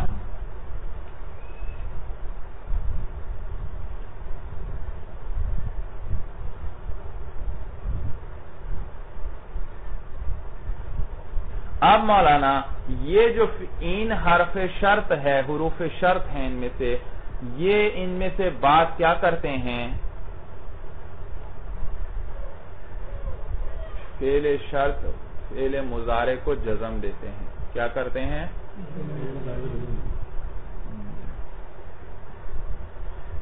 سمجھ میں آیا؟ ہاں، جو یہ یہاں ذکر ہوئے وہ والے مراد ہیں مولانا، ٹھیک ہے؟ تو یہ والے جو کلمے مجازات ہیں یہ سارے فعل مضارع کو جزم دیتے ہیں۔ اب آگے آپ کو بتلا رہے ہیں کہ کب یہ جزم دیں گے اور کب یہ جزم نہیں دیں گے۔ کہتے ہیں دیکھو بھائی، ادھر دیکھو بھائی، ایک ہے شرط ایک ہے جزا، یہ دو جملے ہیں مولانا۔ یہ پہلا جملہ کیا ہے؟ شرط، یہ ثانی جملہ کیا ہے؟ جزا۔ اس پر کیا داخل ہوا؟ مثلا کلمے مجازات میں سے کوئی ان آ گیا۔ اب اس شرط اور جزا کے اندر کتنی صورتیں بنتی ہیں؟ یا دونوں فعل مضارع ہوں گے، یا دونوں فعل ماضی ہوں گے، یا پہلا مضارع ہوگا اور ثانی ماضی ہوگا، یا پہلا ماضی ہوگا ثانی، کتنی صورتیں ہو گئیں؟ چار صورتیں بن جاتی ہیں مولانا، فعل اگر فعل مانے۔ اچھا، کہتے ہیں دیکھو ادھر دیکھو بھائی، اگر مولانا شرط فعل مضارع ہے اور جزا بھی فعل مضارع ہے تو اس صورت کے اندر کلمہ مجازات شرط والے فعل مضارع کو بھی جزم دے گا اور جزا والے فعل مضارع کو بھی کیا دے گا؟ جزم دے گا۔ اور اگر شرط بھی ماضی اور جزا بھی ماضی تو پھر شرط میں بھی عمل نہیں کرے گا کیونکہ ماضی تو مبنی ہوتی ہے، اور جزا میں بھی جزم نہیں آئے گا کیونکہ وہاں بھی ماضی اور وہ بھی کیا ہوتی ہے مبنی۔ اس کے بعد اگلی صورت مولانا، اگر شرط مضارع اور جزا ماضی تو اب مولانا یہ شرط کو جزم دے دے گا اور جزا میں تو عمل نہیں کر سکتا کیونکہ مبنی ہے، اور شرط میں اس لیے عمل کرے گا کہ یہاں فعل مضارع آیا اور فعل مضارع اس کے قریب ہے یا اس سے دور ہے؟ قریب ہے۔ اگر جزا میں ہوتا تو دور تھا، لیکن یہ تو قریب ہے اور قریب میں تو یہ عمل کرے گا، لہذا یہ اس کو کیا دے گا؟ جزم۔ اب اس کا برعکس بناؤ، شرط کیا ہو؟ ماضی ہو اور جزا کیا ہو؟ مضارع ہو۔ اب مولانا ماضی میں تو عمل کر نہیں سکتا، وہ تو مبنی ہے، اور وہ جو فعل مضارع جزا میں آ رہا ہے وہ اس سے دور چلا گیا، لہذا وہاں دونوں وجہیں پڑھنا جائز، چاہے تو آپ مجزوم پڑھیں اور چاہے تو آپ اس کو مرفوع پڑھیں۔ سمجھ میں آیا بھائی؟ تو اس میں رفع پڑھنا بھی جائز اور جزم پڑھنا بھی، کیوں؟ کیونکہ وہ کہاں چلا گیا؟ ان سے دور چلا گیا، تو جب اس کا اثر شرط میں نہیں ظاہر ہوا تو جزا میں بھی ظاہر نہ کرو، آپ کی مرضی ہے، اور آپ چاہیں تو اثر کو ظاہر کر دیں اور وہاں فعل مضارع کو کیا دے دیں؟ جزم دے دیں۔ صورتیں یاد رہیں گی، لیکن یاد رکھنا اس صورت کے اندر جزم اکثر ہے اور اولا ہے، کیا دینا چاہیے؟ جزم دینا چاہیے، اگرچہ دور ہی کیوں نہیں ہے، لیکن اگر آپ رفع بھی پڑھ دیتے ہیں تو بھی جائز۔ ثم ان کان الشرط والجزاء مضارعین، پھر شرط اور جزا دونوں اگر مضارع تھے، یجب الجزم فیہما لفظا، تو جزم ان میں واجب ہے لفظا، نحو ان تکرمنی اکرم کا، تو تکرمنی شرط، اکرم کا جزا، اگر تم میرا اکرام کرے گا تو میں تیرا اکرام کروں گا، اور شرط بھی مضارع اور جزا بھی مضارع، تو دونوں کو کیا کرے گا؟ جزم دے گا لفظوں میں۔ وَإِن كَانَ مَاضِيَيْنِ، اور اگر دونوں کیا تھے؟ ماضی تھے، لَمْ تَعْمَلْ فِيهِمَا لَفْظًا، تو پھر ان میں لفظوں میں عمل نہیں کرے گا۔ سمجھ میں آیا بھائی؟ نحو ان ضربتا ضربتو، اگر تو میری پٹائی کرے گا تو میں بھی تیری، تو دیکھا ترجمہ مضارع والا ہی کریں گے۔ وَإِن كَانَ الْجَزَاءُ وَحْدَهُ مَاضِيًا، اور اگر جزا اکیلی ماضی تھی، جزا کیا تھی؟ اور شرط معلوم ہوا کیا ہو؟ تو پھر وجوباً، ہاں، اور اگر جزا اکیلی ماضی تھی یعنی شرط مضارع تھی تو یجب الجزم فی الشرطی، تو جزم شرط کے اندر واجب ہے کیونکہ کیا ہے؟ شرط اس کے قریب ہے۔ ان تضربنی ضربتو کا، اگر تم میری پٹائی کرے گا تو میں بھی تیری پٹائی کروں گا، ترجمہ وہی مستقبل والا ہوگا۔ وَإِن كَانَ الشَّرْطُ وَحْدَهُ مَاضِيًا، اور اگر شرط اکیلی ماضی تھی یعنی جزا کیا تھی؟ تو جاز فی الجزاء الوجہانی، تو جزا کے اندر دونوں وجہیں پڑھنا، لیکن زیادہ کیا ہے؟ جزم ہے۔ نحو ان جئتنی اکرمو کا پڑھنا بھی جائز، اور اکرم کا پڑھنا بھی، اگر تم میرے پاس آئے گا تو میں تیرا اکرام کروں گا۔ وَعَلَمْ أَنَّهُ إِذَا كَانَ الْجَزَاءُ مَاضِيًا بِغَيْرِ قَادِرٍ، اب آپ کو یہ بتلا رہے ہیں مولانا، دیکھو کلمے مجازات کس پہ داخل ہوتے ہیں؟ جی، شرط اور جزا پر داخل ہوتے ہیں، اور شرط اور جزا، تو ایک جملہ شرط بنتا ہے، ایک جملہ جزا بنتا ہے، اور شرط اور جزا دو الگ الگ جملے ہیں، تو ان دونوں جملوں میں ہمیں ربط چاہیے، تو وہ ربط دیکھیں گے مولانا کہ اگر ان کی وجہ سے شرط کا معنی جزا، کہ ان نے جزا کے معنی کو ماضی سے مستقبل میں تبدیل کیا ہے، یہ یوں کہو آسان، ان نے جزا کے معنی میں زمانے کے اعتبار سے کوئی تبدیلی پیدا کی یا پیدا نہیں کی؟ جی، ان نے کس کے اندر؟ جزا کا جو جملہ ہے اس کے زمانے میں کوئی تبدیلی پیدا کی یا تبدیلی پیدا، اگر تبدیلی پیدا کر دیے تو ربط آ چکا، اب فا لانے کی ضرورت نہیں، درمیان میں شرط اور جزا کے درمیان فا لانے کی ضرورت، اور اگر زمانے میں تبدیلی پیدا نہیں کی تو ربط نہیں آیا، اور ہمیں کیا چاہیے؟ ربط چاہیے، تو اب فا لے کر آئیں گے۔ کیا لے کر آئیں گے؟ دیکھو مثال سے بات سمجھ میں آئے گی۔ ان ضربت ضربت، کیا ترجمہ؟ اگر تم میری پٹائی کرے گا میں تیری پٹائی کروں گا۔ بھئی یہ کیا بات ہے؟ میں صیغہ ماضی کے بول رہا ہوں، آپ ترجمہ اس کا مستقبل والا کر رہے ہیں، اس لیے کہ یہ ان داخل ہوا، اور ان ماضی کو بھی کس معنی میں کر دیتا ہے؟ مضارع کے معنی میں، مستقبل کے معنی میں کر دیتا ہے۔ تو دیکھو ان ضربتا یہ تو شرط، ضربتو یہ کیا ہے؟ جزا، اور جزا کا لفظ کون سا ہے؟ ماضی کا، اور ان کی وجہ سے اب آپ کون سا ترجمہ کر رہے ہیں؟ مستقبل والا ترجمہ کر رہے ہیں، تو مولانا اب ربط آ چکا، ان نے اپنا اثر دکھا دیا، دونوں کو جوڑنے کے لیے کیا کر دیا مولانا؟ جزا کے زمانے کو کیا کر دیا؟ تبدیل کر دیا۔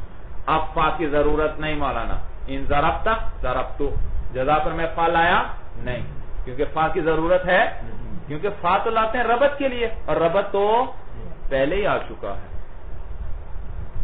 اچھا مولانا اب ذرا ماضی پر قد داخل کرو، ان ضربتا فقد ضربتو، قد کس لیے آتا ہے مولانا؟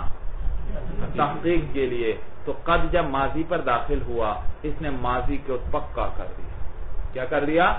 پکا کر دیا۔ اب ان اس کو مستقبل کے معنی میں کرنا چاہتا ہے لیکن قد اس کو کرنے نہیں دیتا، قد اس کو ماضی کے معنی میں کرنے نہیں دیتا، تو مولانا جزا کے معنی میں کوئی تبدیلی آئی؟ نہیں آئی، اور جب نہیں آئی اور ہمیں تو کیا چاہیے؟ نہیں، جب نہیں آئی تو ربط بھی نہیں آیا، اور ہمیں کیا چاہیے؟ ربط چاہیے، تو اب ربط کے لیے کیا لے آؤ؟ فا لے آؤ، فا کا لانا واجب، ان ضربتا فقد ضربتو، ترجمہ بھی ماضی والا کرو گے مولانا، اب قد نے اس کو پکا کر دی۔ اگر تم میری پٹائی کرے گا تو تحقیق میں بھی تیری پٹائی کر چکا ہوں،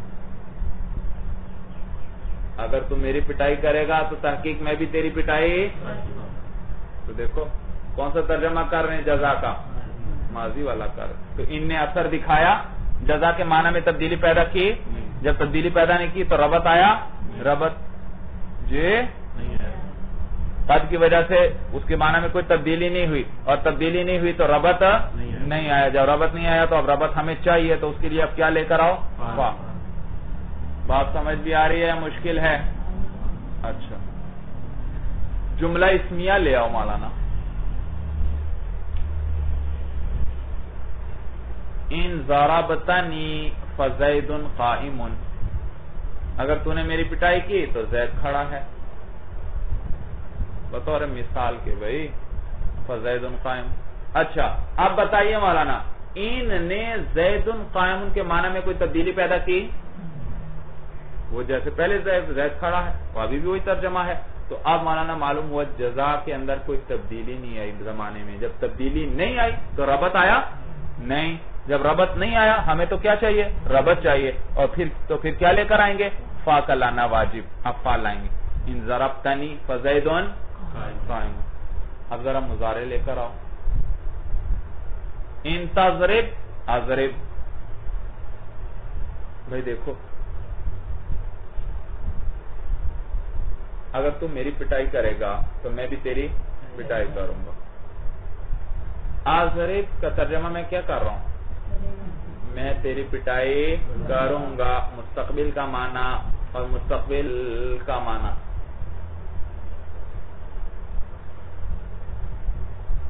اور مستقبل تو فعل مضارع میں پہلے سے موجود تھا، فعل مضارع مستقبل کے لیے آتا ہے یا نہیں آتا؟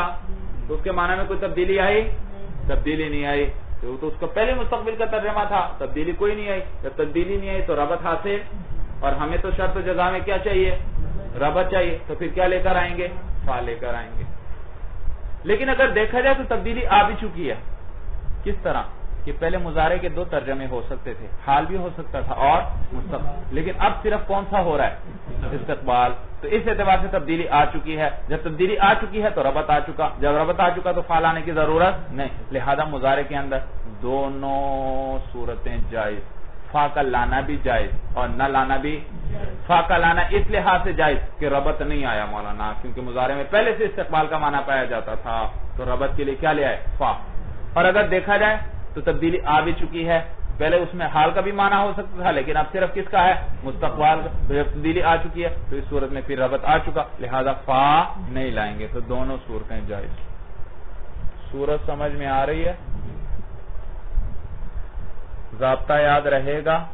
ضابطہ خلاصہ کیا نکلا کہ اگر حرف شرط نے جزا کے معنی کے زمانے میں کوئی تبدیلی کی ہے تو پھر ربط آ چکا، لہذا فا کو ربط کے لیے لانے کی ضرورت نہیں. اور اگر اس کے زمانے میں کوئی تبدیلی نہیں کی تو ربط حاصل نہیں ہوا تو پھر ربط کے لیے کیا لے کر آئیں گے؟ فا لے کر آئیں گے.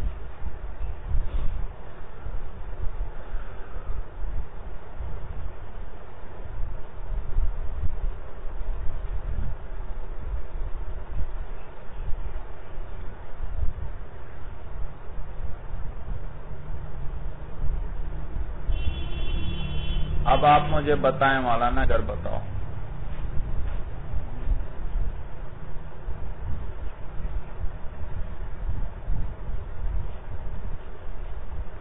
ان تضربنی فلا اضرب کا، ان تضربنی فلا اضرب کا. جی فا کا لانا اور نہ لانا کیا صورت ہوگی یہاں پر؟ جزا کیا ہے؟ لا اضرب کا مضارع ہے اور مضارع منفی ہے. کس کے ساتھ؟ لا کے ساتھ. کس کے ساتھ؟ اور لا کے ساتھ مضارع منفی ہو تو وہ حال کا معنی بھی ادا کرتا ہے. لا اضربہ، میں اس کی پٹائی نہیں کر رہا، یا لا اضربہ، میں اس کی پٹائی نہیں کروں گا. تو دونوں زمانوں کے لیے یہ نفی آتی، نفی حال کے لیے بھی آ سکتی ہے اس میں اور استقبال کے لیے. تو اب بھی مولانا فا کا لانا بھی جائز اور نہ لانا بھی، کیونکہ ابھی بھی مضارع میں لا کے لانے کے باوجود ابھی بھی اس میں صلاحیت تھی کہ وہ کن کی دلالت کرے؟ حال پر بھی اور تو دیکھا جائے تو تبدیلی آ بھی گئی چکی ہے کہ اب صرف استقبال کے ساتھ خاص ہوا، اور دیکھا جائے تو اس میں کوئی تبدیلی نہیں آئی کیونکہ مضارع کے اندر تو استقبال کا معنی پہلے سے ہی موجود تھا. اب ذرا مجھے بتاؤ ان تضربنی فلن اضربک. جی اب فا کا لانا واجب ہے. اب فا کا لانا اس لیے مولانا کہ جزا ہے لن اضربک، اور لن ناصبہ آپ نے پڑھا ہے جب مضارع پر داخل ہوتا ہے تو کس معنی میں خاص کر دیتا ہے؟ مستقبل میں. تو اب تو جزا میں پہلے سے مستقبل کا معنی ہے. جب پہلے سے مستقبل کا معنی ہے تو ان نے کوئی اس کو استقبال کے ساتھ خاص کیا نہیں، وہ تو پہلے ہی کس کے ساتھ خاص تھا. جبکہ عام مضارع میں تو حال اور استقبال دونوں ترجمے ہو سکتے تھے، لیکن لن ناصبہ جب پہ داخل ہوا یہ صرف کس کے ساتھ خاص ہوا؟ مستقبل کے ساتھ. لہذا اس صورت میں ربط نہیں آیا مولانا، کوئی زمانے میں تبدیلی نہیں آئی. پہلے استقبال کے معنی میں تھا، جزا سے پہلے بھی وہ. تو اب ربط چاہیے تو پھر اب فا کا لانا واجب ہوا. وَعَلَمْ أَنَّهُ إِذَا كَانَ الْجَزَاءُ مَاضِيًا بِغَيْرِ قَدْ، جب جزا ماضی ہو بغیر قد کے، لم يجوز الفاء فیہ، تو اس میں فا کا لانا جائز. نحو ان اکرمتنی اکرمتک، ان اکرمتنی دیکھو ماضی ہے بغیر قد کے، اور ان نے اس کے معنی کو کس میں تبدیل کر دیا؟ تو تبدیلی آ گئی، ربط آ گیا، فا نہیں لائیں گے. قال اللہ تعالی، اللہ فرماتے ہیں ومن دخلہ، اور جو کوئی داخل ہوا اس مکہ میں، کان آمنا، وہ کیا ہے؟ امن والا ہے، امن والا ہے. تو دیکھو کانا ہے جزا، دخلہ ہے شرط، من دخلہ شرط، کان آمنا اس کی جزا. تو کانا ماضی ہے اور اس پر فا داخل نہیں، کیونکہ اس کا ترجمہ اس میں تبدیلی آ جاتی ہے ماضی میں معنی، جو اس میں داخل ہوگا معمون امن والا ہوگا۔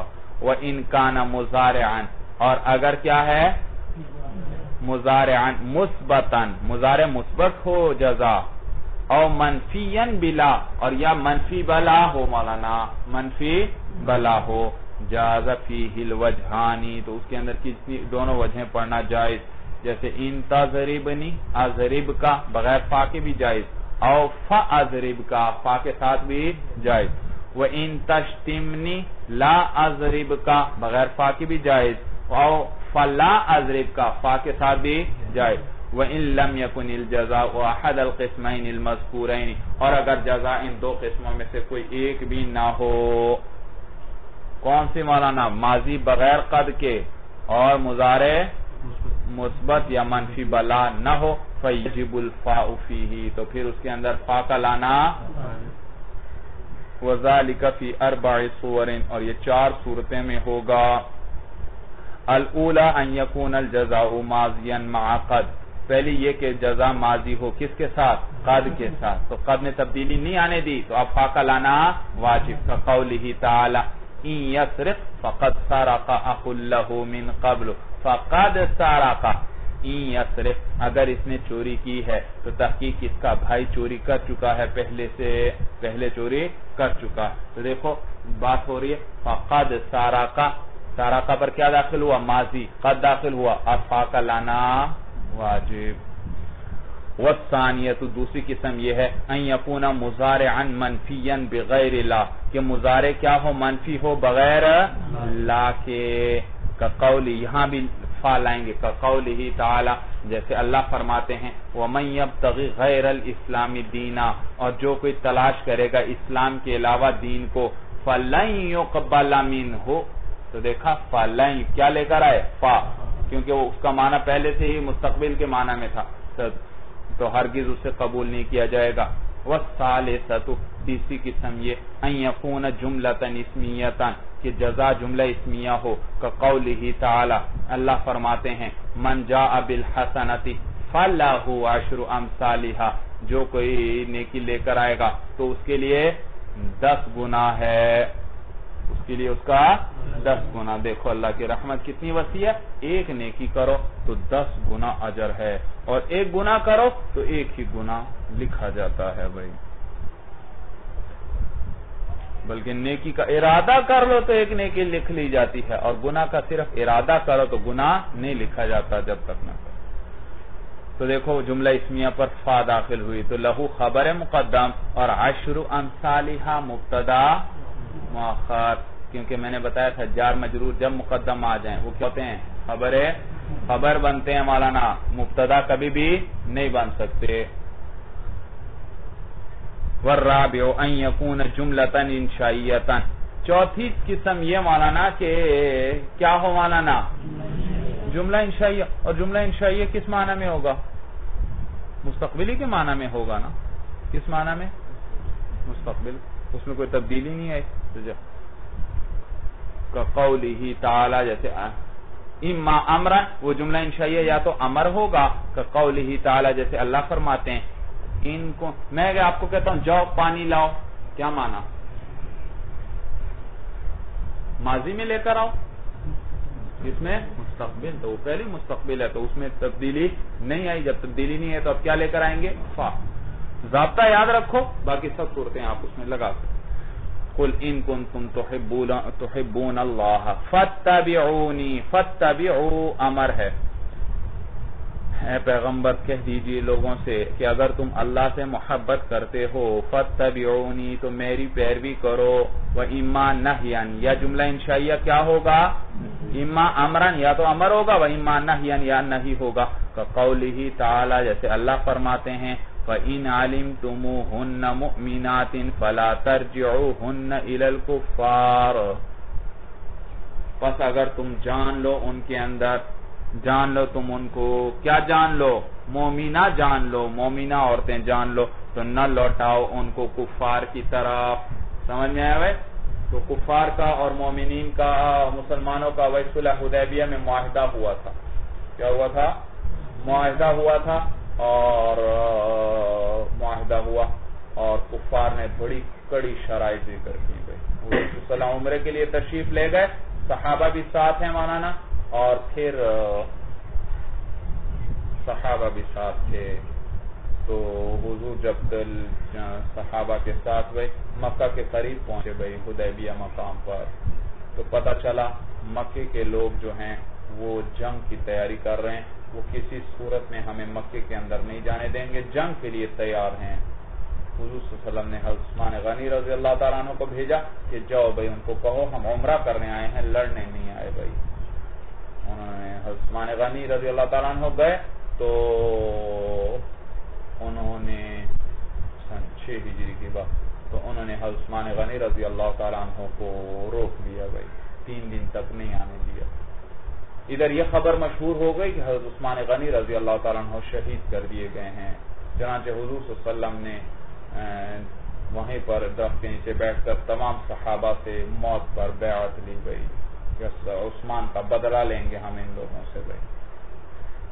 تو جب کفار نے مومنین کے ان حالات کو دیکھا تو انہوں نے کیا کیا، پھر مسلمانوں سے صلح کی. مولانا صلح کی، معاہدہ لکھا گیا، حضرت عثمان غنی کو چھوڑ دیا اور کہا کہ اس سال ہم عمرہ نہیں کرنے دیں گے، اگلے سال آپ عمرے کے لیے آئیں، اگلے سال عمرے کے لیے آئیں. اور اس معاہدے میں بڑی کڑی شرائط لکھی گئی تھی، بڑی سخت شرائط، جن میں سے ایک شرط یہ تھی کہ مسلمانوں میں سے اگر کوئی کافر ہو کر ہمارے پاس آ گیا ہم تمہیں واپس نہیں دیں گے مسلمانوں، اور ہم میں سے کوئی کافر مسلمان ہو کر تمہارے پاس آ گیا تو تم ہمیں واپس کرو گے، ہمارے حوالے کرو گے اس کو. سمجھ میں؟ تو اس طرح کی اتنی سخت شرطیں مولانا، اتنی سخت شرطیں، لیکن حضور صلی اللہ علیہ وسلم نے قبول فرمایا بھائی، قبول فرمایا. چنانچہ بعض صحابہ مسلمان ہو تو عین اس وقت جب کہ معاہدہ لکھا جا رہا تھا اس پر دستخط وغیرہ ہوئے اور لکھا گیا، تسلیم کیا گیا. اس وقت ایک صحابی غالب ابو جندل رضی اللہ تعالیٰ عنہ،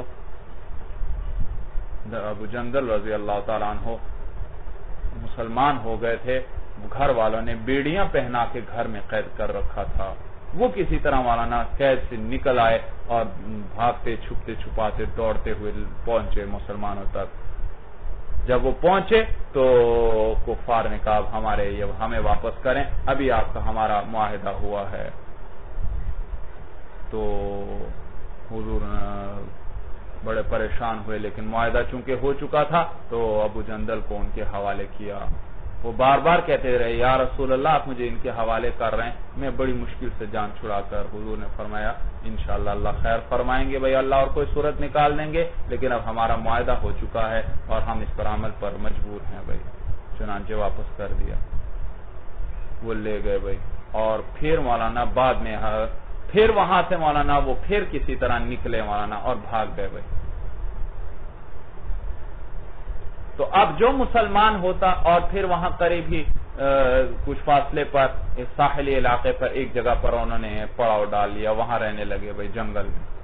اب جو کفار میں سے مسلمان ہوتا تھا وہ دوڑ کر ابو جندل رضی اللہ تعالیٰ عنہ کے پاس رہتا، کیونکہ پتا تھا مدینہ جاؤں گا تو یہ کفار میرے پیچھے جائیں گے اور حضور مجھے واپس حوالے کریں گے بھائی. چنانچہ حضرت ابو جندل کے پاس جا کر رہنے لگے. ہوتے ہوتے کچھ ساتھی اکٹھے ہوئے، 5 7 10 ہوئے بنانا تھے، بڑھتے گئے. اب وہاں سے جو مکے والوں کا قافلہ گزرتا تھا قافلے پہ حملہ کرتے تھے اور مال شال لوٹ کر لے جاتے تھے. اب تو مکے والے بڑے پریشان ہوئے بھائی، ساری ہماری تجارت بند ہو گئی، قافلہ کوئی نہیں جا سکتا، بڑھتے جا رہے ہیں وہ. تو دیکھو خود ہی مجبور ہو کر آئے بھائی حضور صلی اللہ علیہ وسلم کہ یہ شرط ہم ختم کرتے ہیں، یہ شرط ختم کریں، ہم واپس نہیں مانگتے، بس ہم سارا کام انہوں نے بند کروا دی، ان کو واپس بلا لیں. چنانچہ دیکھا تو پھر وہ آئے حضور. تو اس دوران اگر کوئی مومن مرد آتا اس کو بھی واپس کیا جاتا تھا، مومن عورت آتی تھی اس کو بھی کیا کیا کرتے تھے؟ واپس کرتے تھے۔ کوئی مومن عورت آئی مولانا، تو مومن عورت آئی، اور عورتیں تو کمزور ہیں بھائی، مرد تو چلو بھاگ گیا نکل گیا، عورت نکل سکتی تھی؟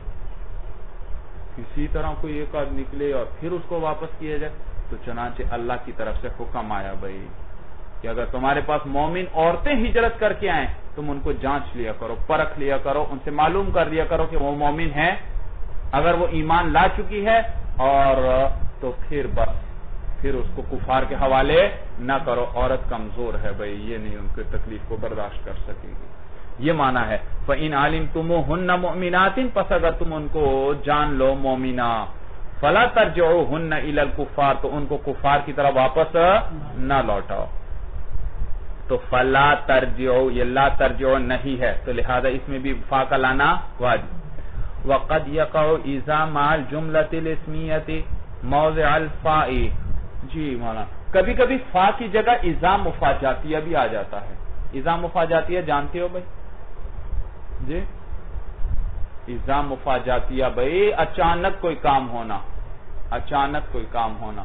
خرجت من الدار اذا السبع واقف، میں گھر سے نکلا تو اچانک درندہ کھڑا تھا، یہ اچانک کا معنی کس نے ادا کیا؟ اذا کو، یہ اس کو اذا مفاجاتیہ کہتے ہیں۔ تو کبھی کبھی فا کے بجائے یہ اذا مفاجاتیہ بھی لے آتے ہیں جزا پر بھائی جملہ اسمیہ میں۔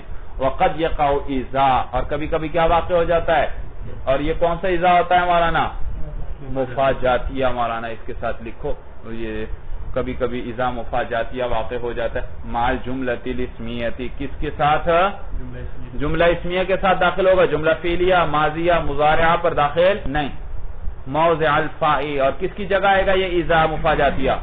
فا کی جگہ پر، کقولہ تعالی، جیسے اللہ فرماتے ہیں وَإِن تُصِبْهُمْ سَيِّئَةٌ بِمَا قَدَّمَتْ أَيْدِيهِمْ اِذَا هُمْ يَقْنَطُونَ، اِذَا هُمَا، تو فا اور اذا دونوں اکٹھے نہیں ہوں گے مولانا، یا تو فا آئے گا یا اذا آئے گا۔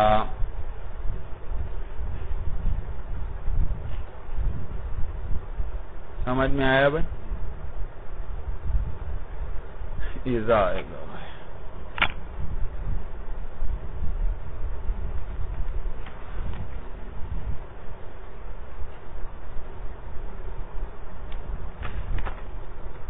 اور اگر ان لوگوں کو پہنچتی ہے کوئی تکلیف، کوئی سختی ان تک پر آتی ہے بسبب بما قدمت ایدیہم، بسبب اس کے جو ان کے ہاتھوں نے آگے بھیجا ہوتا ہے، یعنی خود اپنے عمل کی بدولت ان پر جب کوئی تکلیف آتی ہے اذا ہم یقنطون، تو اچانک یہ نا امید ہو جاتے ہیں۔ کیا ہو جاتے ہیں؟ انسان پر جو تکلیف آتی ہے مولانا وہ اس کے اپنے اعمال کی بدولت ہوتی ہے، تو اپنے ہاتھوں جو اس نے کمایا ہے اس کی وجہ سے اس پر کوئی تکلیف آتی ہے تو پھر وہ نا امید، جلدی نا امید ہو جاتے ہیں۔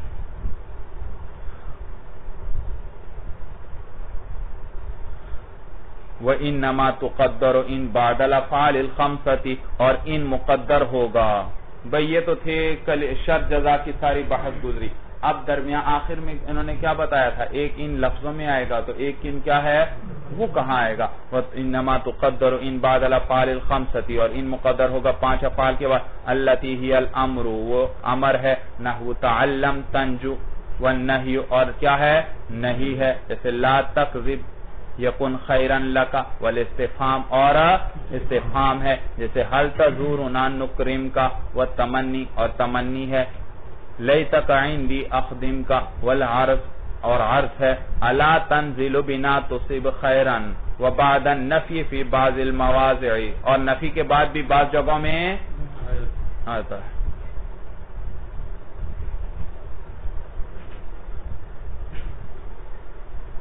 بھئی دیکھو وہی چیزیں ہیں، وہی 6 چیزیں ہیں، امر، نہی، استفہام، تمنی، عرض اور نفی، وہی 5۔